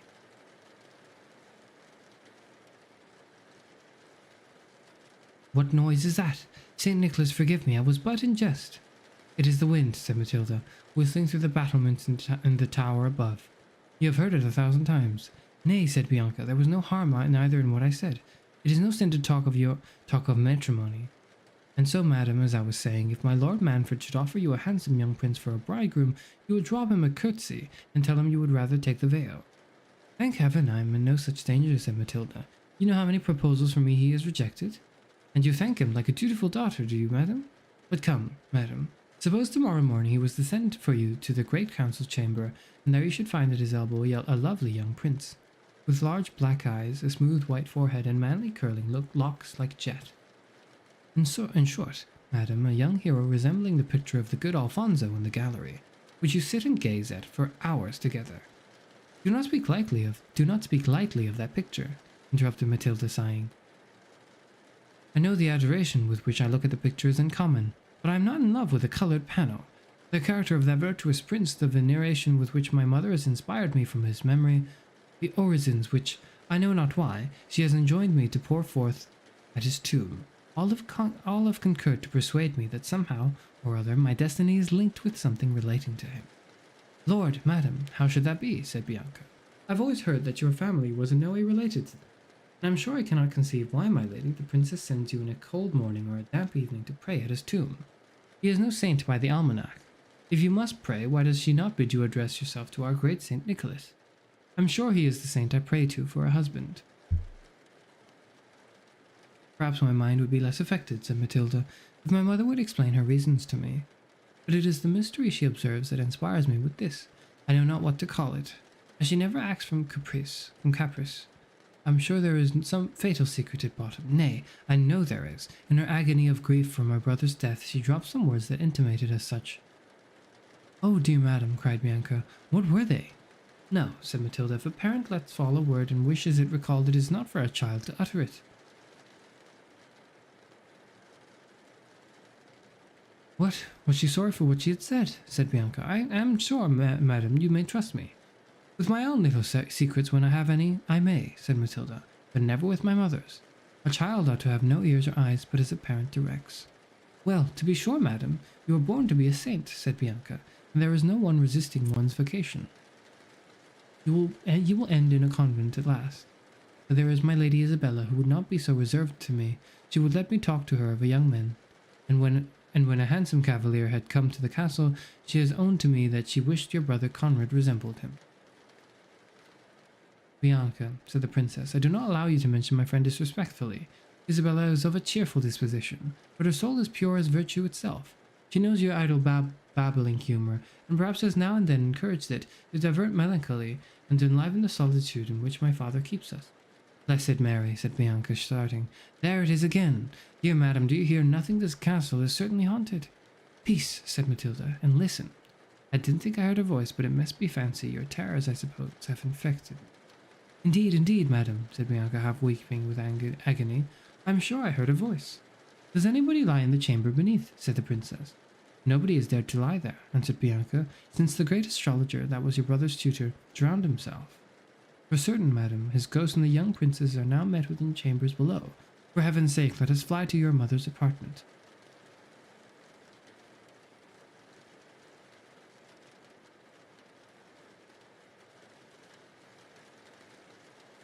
I charge you not to stir, said Matilda.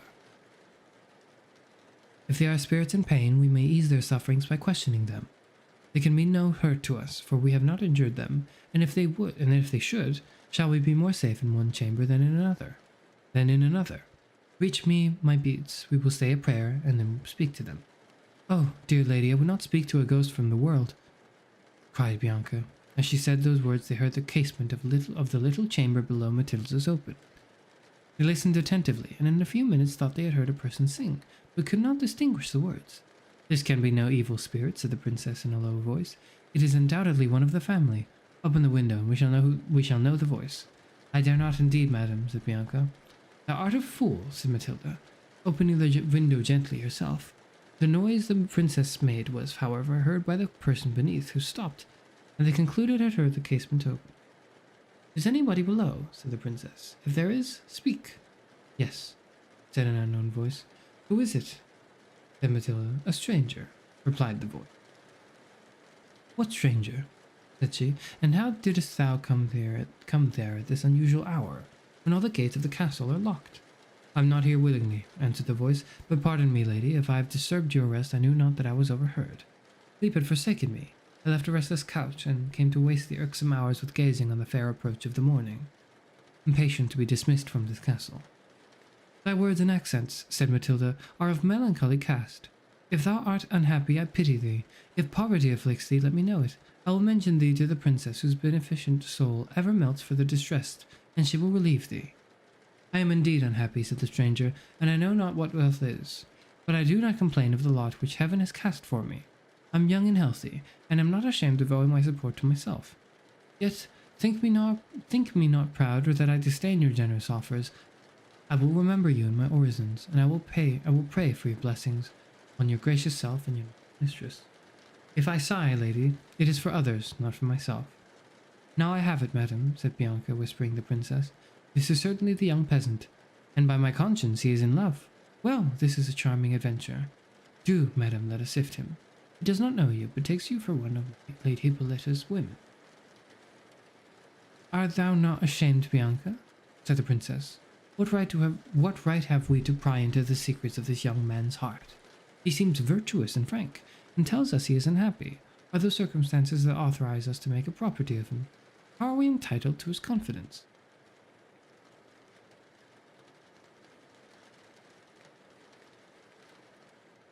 Lord, madam, how little you know of love, replied Bianca. Why, lovers have no pleasure equal to talking of their mistress. And would you have me become a peasant's confidant? Said the princess. Well then, let me talk to him, said Bianca. Though I have the honor of being your highness's maid of honor, I was not always so great. Besides, if love levels ranks, it raises them too. I have a respect for any young man in love. Peace, simpleton, said the princess. Though he said he was unhappy, it does not follow that he must be in love. Think of all that has happened today, and tell me if there are no misfortunes by what love causes. Stranger, resumed the princess, if thy misfortunes have not been occasioned by thy own fault, and are within the compass of the Princess Hippolyta's power to redress, I will take upon me to answer that she will be the protectress.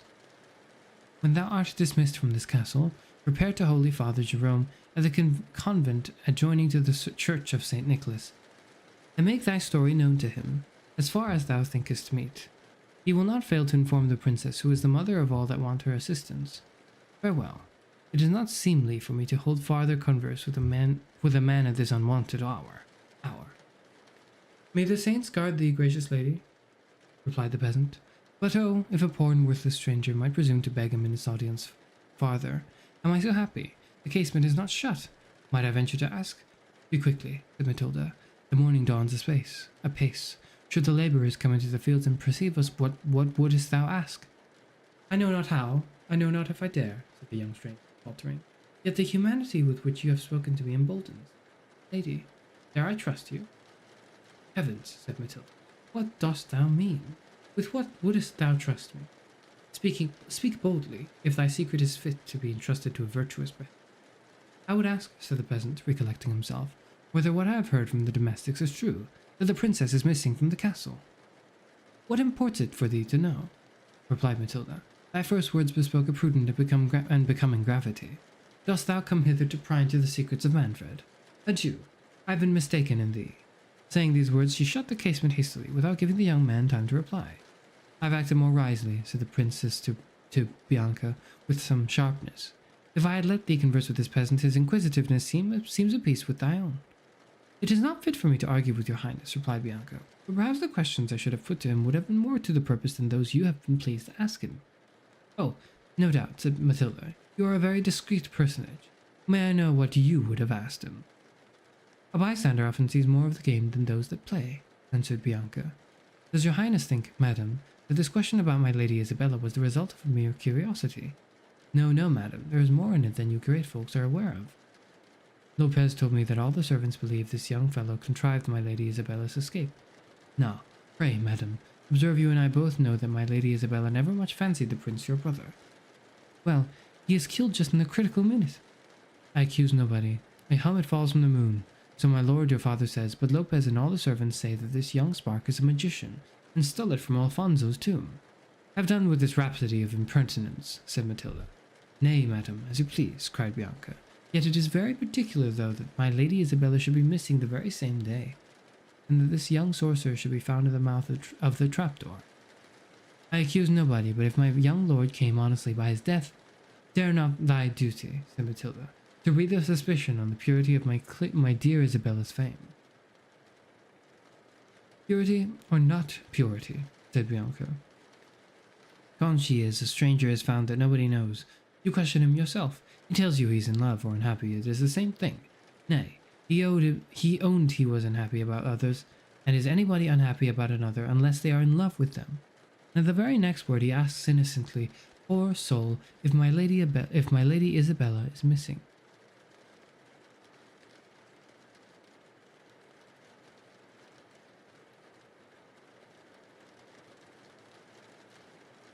To be sure, said Matilda.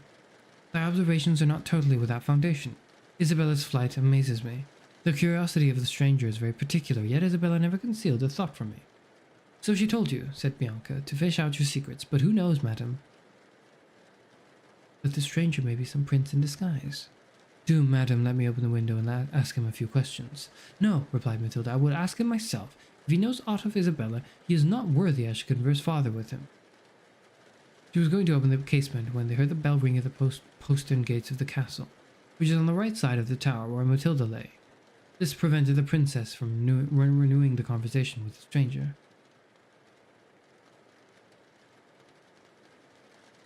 After continuing silent for some time, I am persuaded, said she to Bianca, that whatever the cause of Isabella's flight, it had no unworthy motive.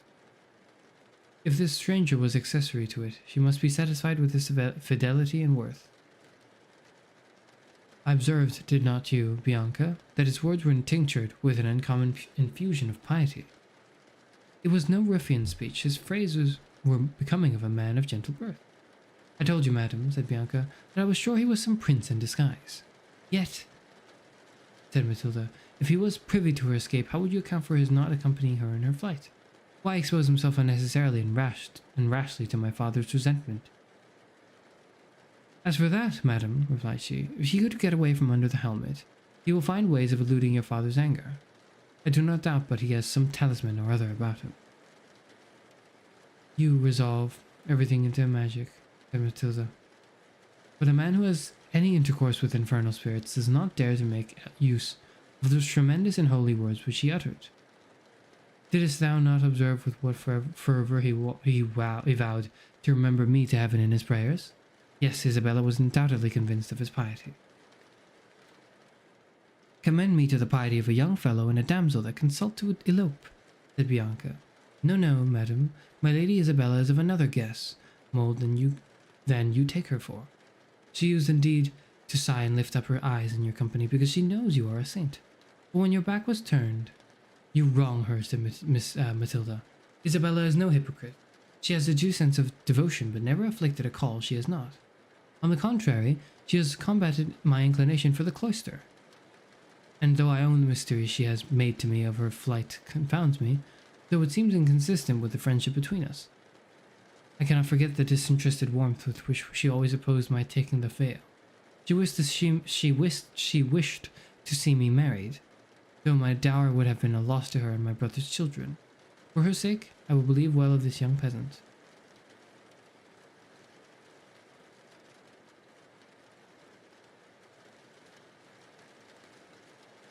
Then you do think that there is some liking between them, said Bianca. While she was speaking, a servant came hastily into the chamber and told the princess that the Lady Isabella was found. Where? Said Matilda. She has been taken sanctuary in St. Nicholas's church, replied the servant. Father Jerome has brought the news himself. He is below with his highness. Where is my mother? Said Matilda. She is in her own chamber, madam, and has asked for you.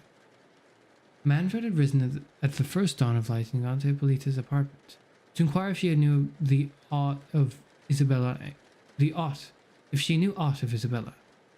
While he was questioning her, word was brought that Jerome demanded to speak with him. Manfred, little suspecting the cause of the friar's arrival, and knowing that he was employed by Hippolyta in her charities, ordered him to be admitted, intending to leave them together. While he pursued his search after Isabella. Is your business with me or the princess? Said Manfred. With both, replied the holy man. The Lady Isabella, what of her? Interrupted Manfred angrily. Is at St. Nicholas's altar, said Jerome. That is no business of Hippolyta, said Manfred with confusion. Let us retire to my chamber, father, and inform me how she came thither.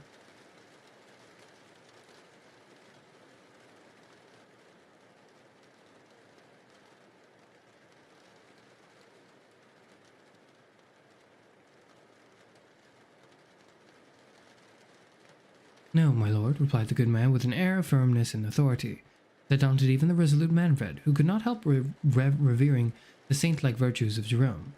My commission is to both, and with your highness's good looking in the presence of both I shall deliver it. But first, my lord, I must interrogate the princess, whether she is acquainted with the cause of the Lady Isabella's retirement from your castle. No, on my soul, said Hippolyta, does Isabella charge me with being privy to it? Father, interrupted Manfred, I pay due reverence to your holy profession, but I am sovereign here, and will allow no meddling priest to interfere in the affairs of my domestic. If you have aught to say, attend me to my chamber. I do not use to let my wife be acquainted with the secret affairs of my state. They are not within a woman's province. My lord, said the holy man, I am no intruder into the secrets of families.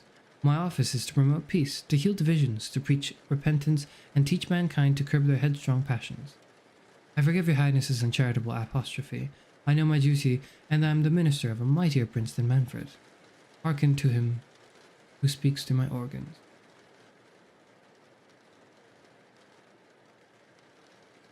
Manfred trembled with rage and shame. Hippolyta's countenance declared her astonishment and impatience to know where this would end.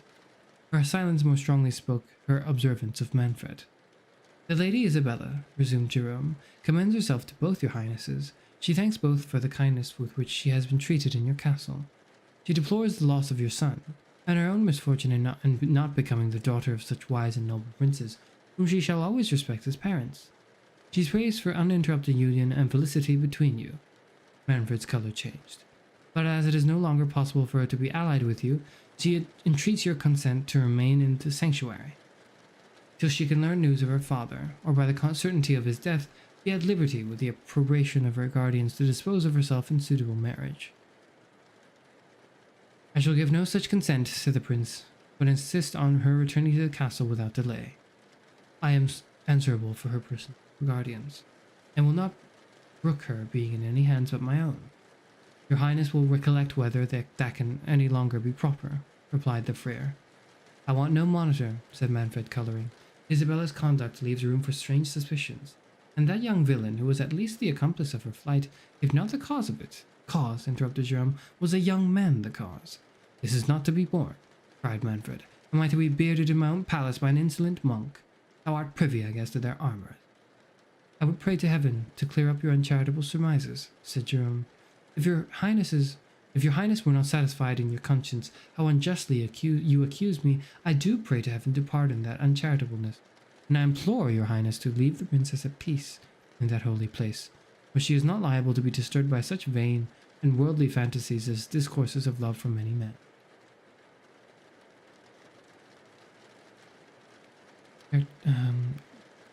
Someone said earlier, characterization of the story itself changing when the focus is different characters. Strange hypothesis, one I do agree with. In response to Nicole, this was Nicole's response to Tara's comment earlier about the way the story is going so far. Yes, I kind of see it. The characters almost all have a different sort of air, tone, pace to them, that when those characters are what's in the scene, the pacing of the story goes their way, and then another character is another thing. Yeah, that is something I've observed as well.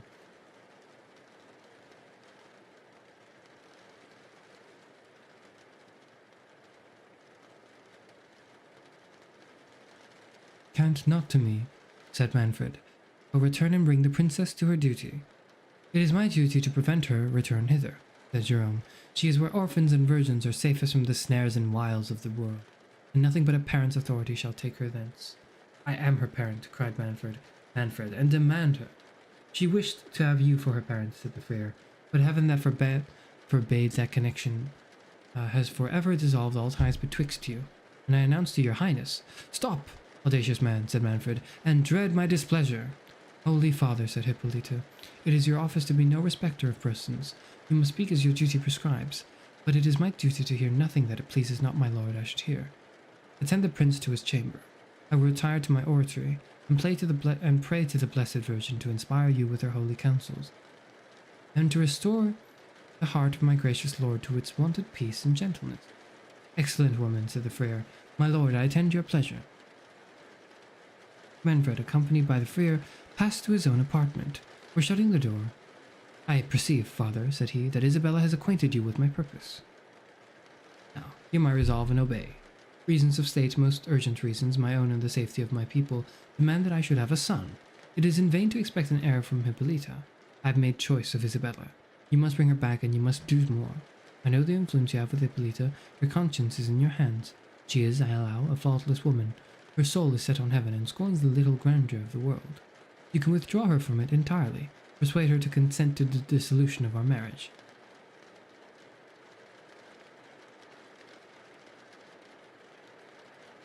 And to retire into a monastery.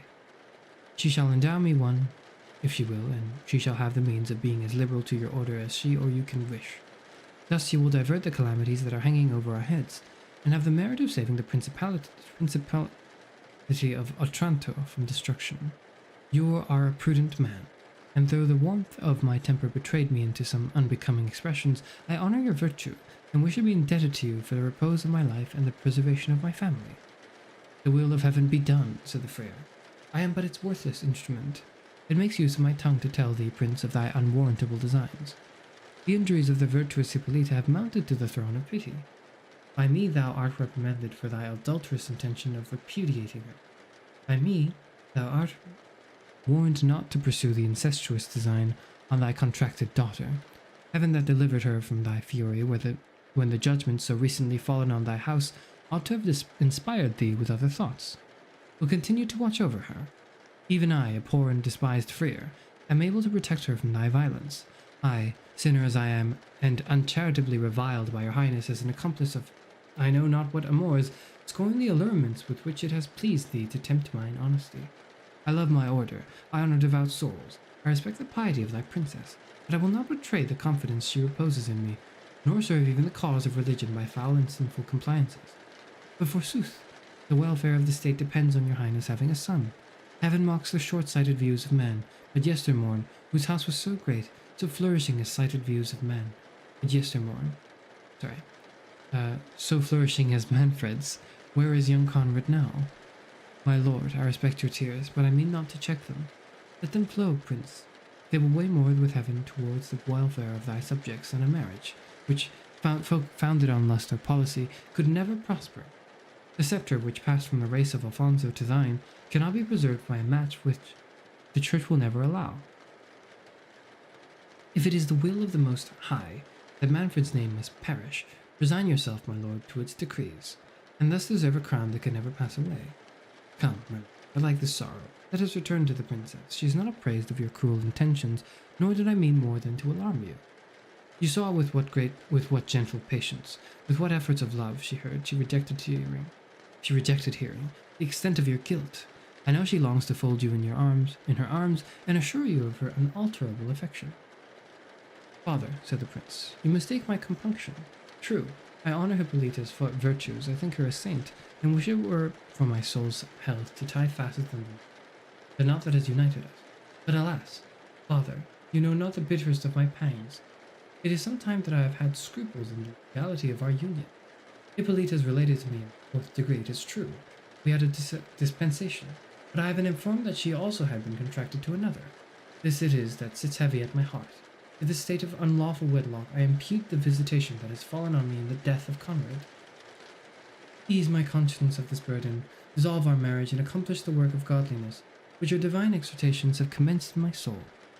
How cutting was the anguish with which the good man felt when he perceived this turn in the wily prince. He trembled for Hippolyta, whose ruin he saw was determined, and he feared if Manfred had no hope of recovering Isabella, that his impatience for a son would direct him to some other subject, who might not be equally proof against the temptation of Manfred's rank. For some time, the holy man remained absorbed in thought. At length, conceiving some hopes from delay, he thought the wisest conduct would be to prevent the prince from despairing of recovering Isabella.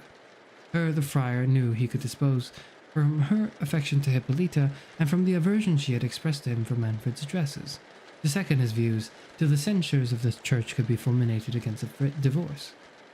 With this intention, as if struck with the prince's scruples, he at length said, My lord, I have been pondering on what your highness has said, and if in truth it is delicacy of conscience that is the real motive of repugnance to your virtuous lady, far be it from me to endeavor to harden your heart.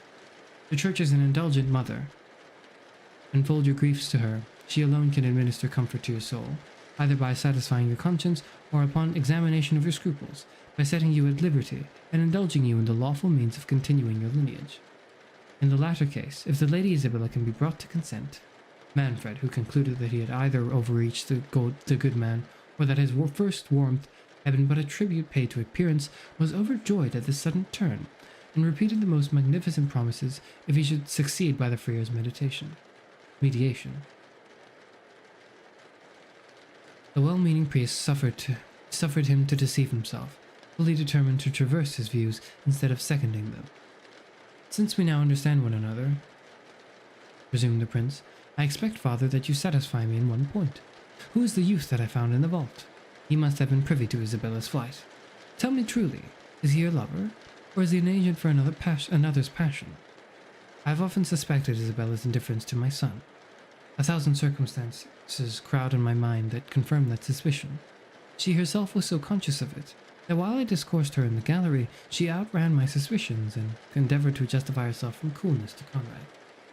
The friar, who knew nothing of the youth but what he had learnt occasionally from the princess, ignorant of what was become of him, and not sufficiently reflecting on the impetuosity of Manfred's temper, conceived that it might not be amiss to sow the seeds of jealousy in his mind. They might be turned to some use hereafter, either by prejudicing the prince against Isabella, if he persisted in that union, or by diverting his attention to a wrong scent, and employing his thoughts on a visionary intrigue. Prevent his engaging in any new pursuit. With his unhappy policy, he answered in a manner to confirm Manfred in the belief of some connection between Isabella and the youth. The prince, whose passions wanted little fuel to throw them into a blaze, fell into a rage at the idea of what the friar suggested. I will fathom to the bottom of this intrigue, cried he, and quitting Jerome abruptly, with a command to remain there till his return, He hastened to the great hall of the castle, and ordered the peasant to be brought before him. "Thou hardened young impostor," said the prince as soon as he saw the youth, "what becomes of thy boasted veracity now? It was Providence, was it, and the light of the moon, that discovered the lock on the trapdoor to thee? Tell me, audacious boy, who thou art, and how long thou hast been acquainted with the princess, and take care to answer with less equivocation than thou didst last night, or tortures shall wring the truth from thee."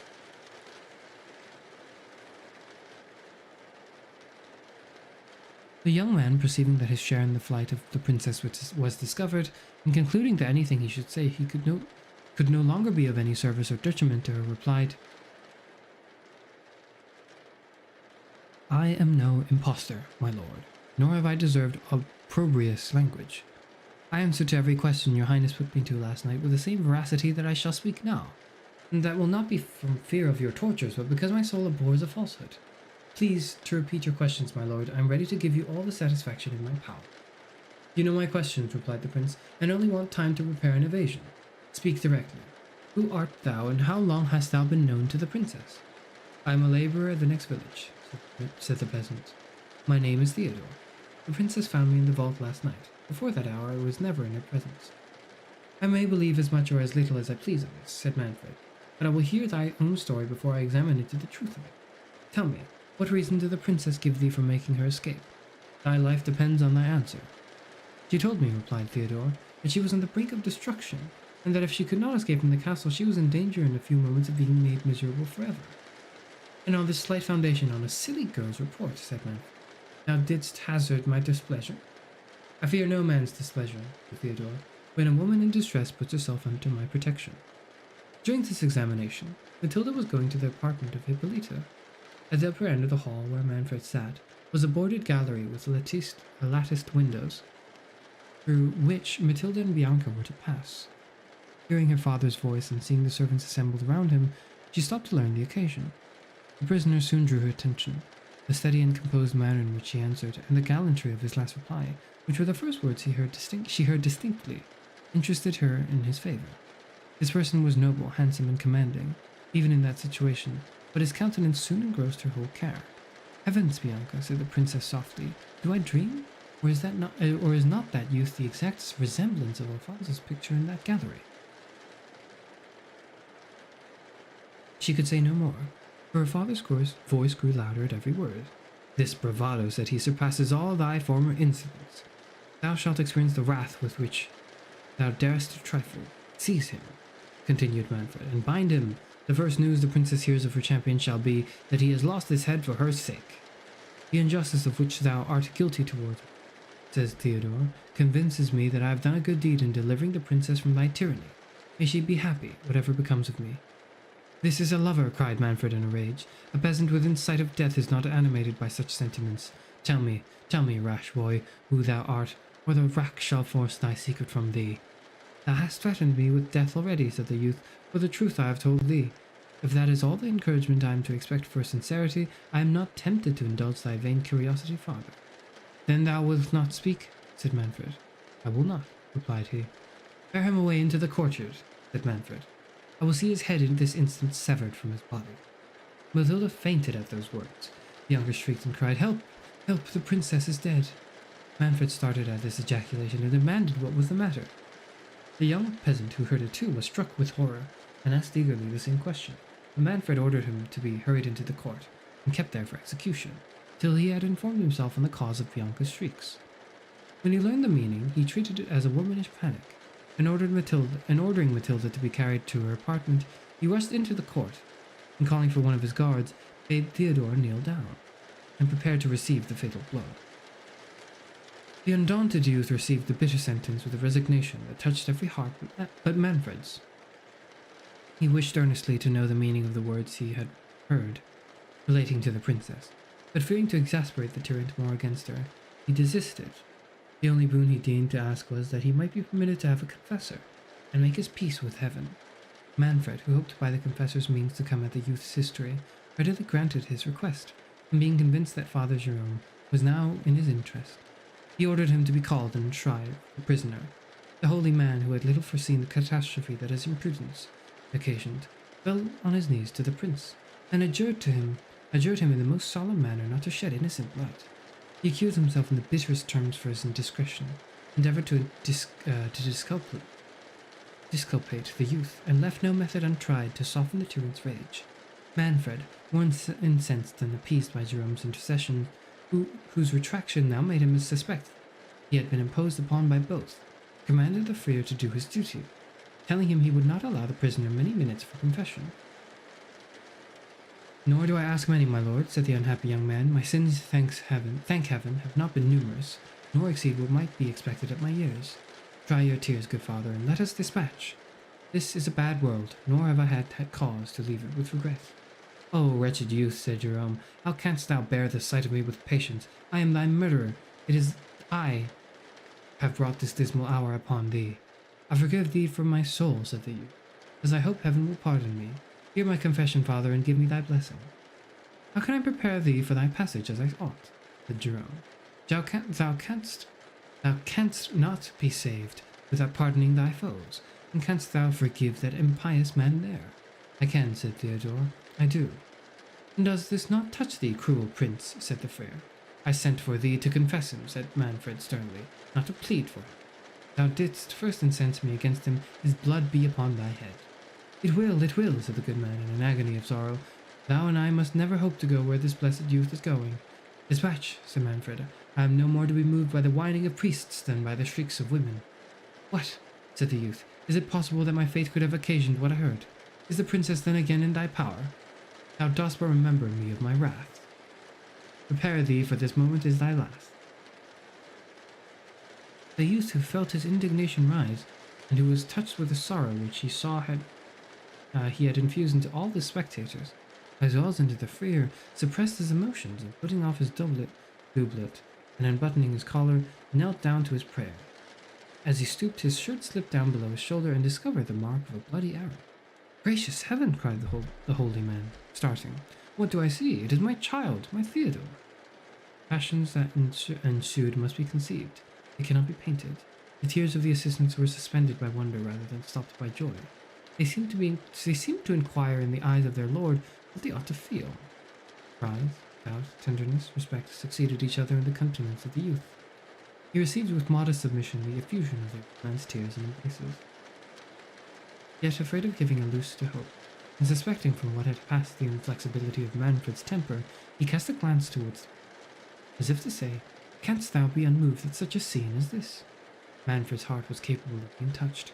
He forgot his anger and his astonishment, yet his pride forbade his owning himself affected. He even doubted whether this discovery was not a contrivance of the friar to save the youth. "What may this mean?" said he. "How can he be thy son? Is it consistent with thy profession or reputed sanctity to avow a peasant's offspring for the fruit of thy irregular amours?" "O God," said the holy man, "dost thou question his being mine? Could I feel the anguish I do if I were not his father? Spare him, good prince, spare him, and revile me as thou pleasest." Spare him," cried the attendants, "for this good man's sake." "Peace," said Manfred sternly. "I must know more ere I am disposed to pardon. A saint's bastard may be no saint himself." "Injurious lord," said Theodore, "add not insult to cruelty. If I am this venerable man's son, though no prince as thou art, know the blood that flows in my veins." "Yes," said the friar, interrupting him.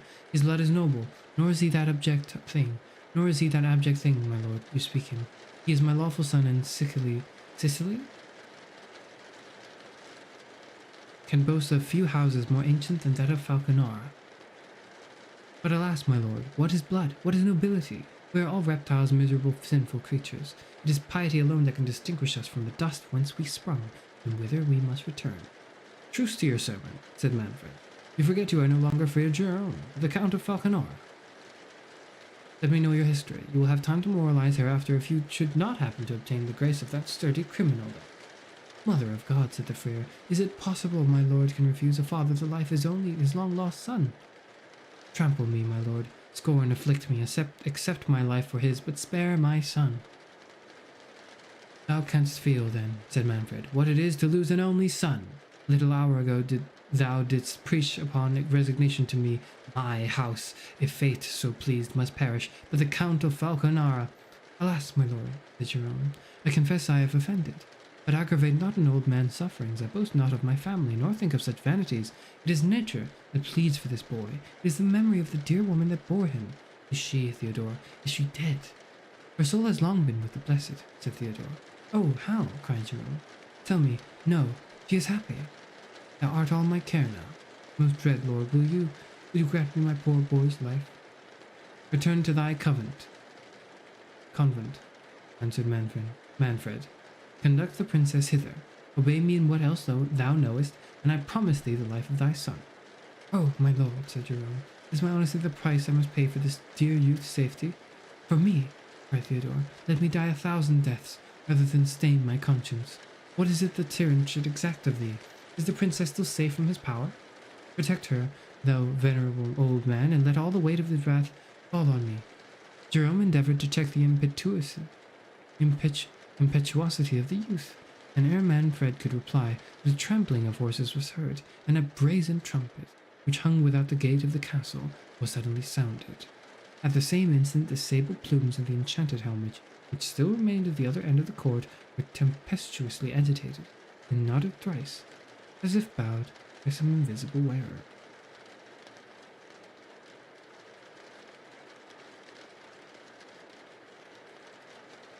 Getting a bit more twist and turning. Yeah, it is. It's kind of... I don't know what the hell...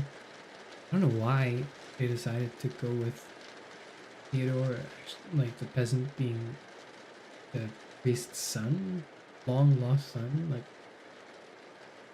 oh well, I guess it's part of the genre.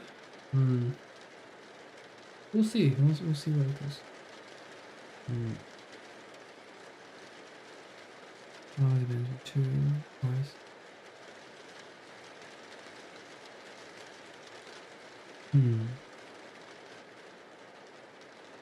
Finishing the stream now is a situation. I'm not sure because I'm quite exhausted, and I'd rather. I sort of tried to up the energy at the end during the whole court drama bit to try to read into the emotion of the characters. I think it would benefit a lot more if I had that emotion going forward, so I could, yell and scream yell the lines, doth thee, like I could, do that. I feel it, just as though that would benefit.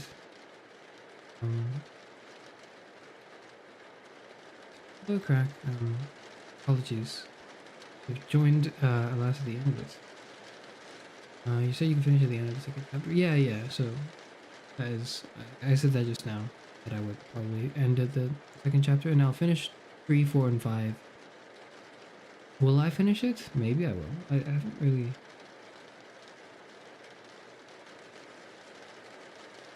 How long was my Metamorphosis reading? My Metamorphosis reading was about 2 hours.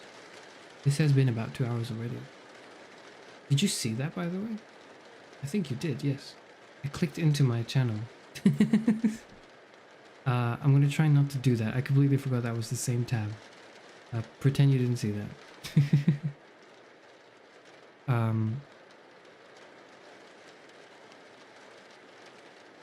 What the hell did you... It's fine, never mind. Apologies. We have joined right as I'm about to end stream. But there will be a VOD, of course. I was reading first Gothic novel, Castle of Otranto. But I only read the first 2 chapters, and I would like to read the rest. Maybe I'll leave it till tomorrow.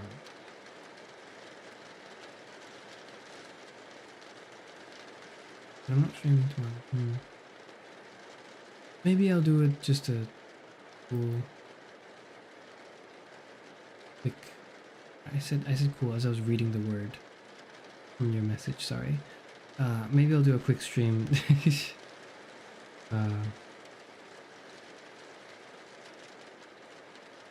Tomorrow to just finish up the rest of this, part 2 of this, which I don't usually do for readings, but this isn't too long, and it is a story reading more than it's like a literature, like more than it is academic. So maybe I'll try that and see what happens. Okay. Yes. It's cool. Love regardless. Great. That's fine. Yes, we'll save this. We will see more of this tomorrow. And in the meantime, I will retire for the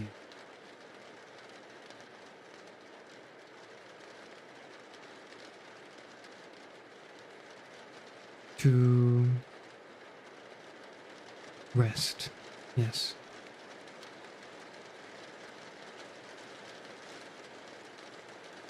Okay. Thank you. Goodbye.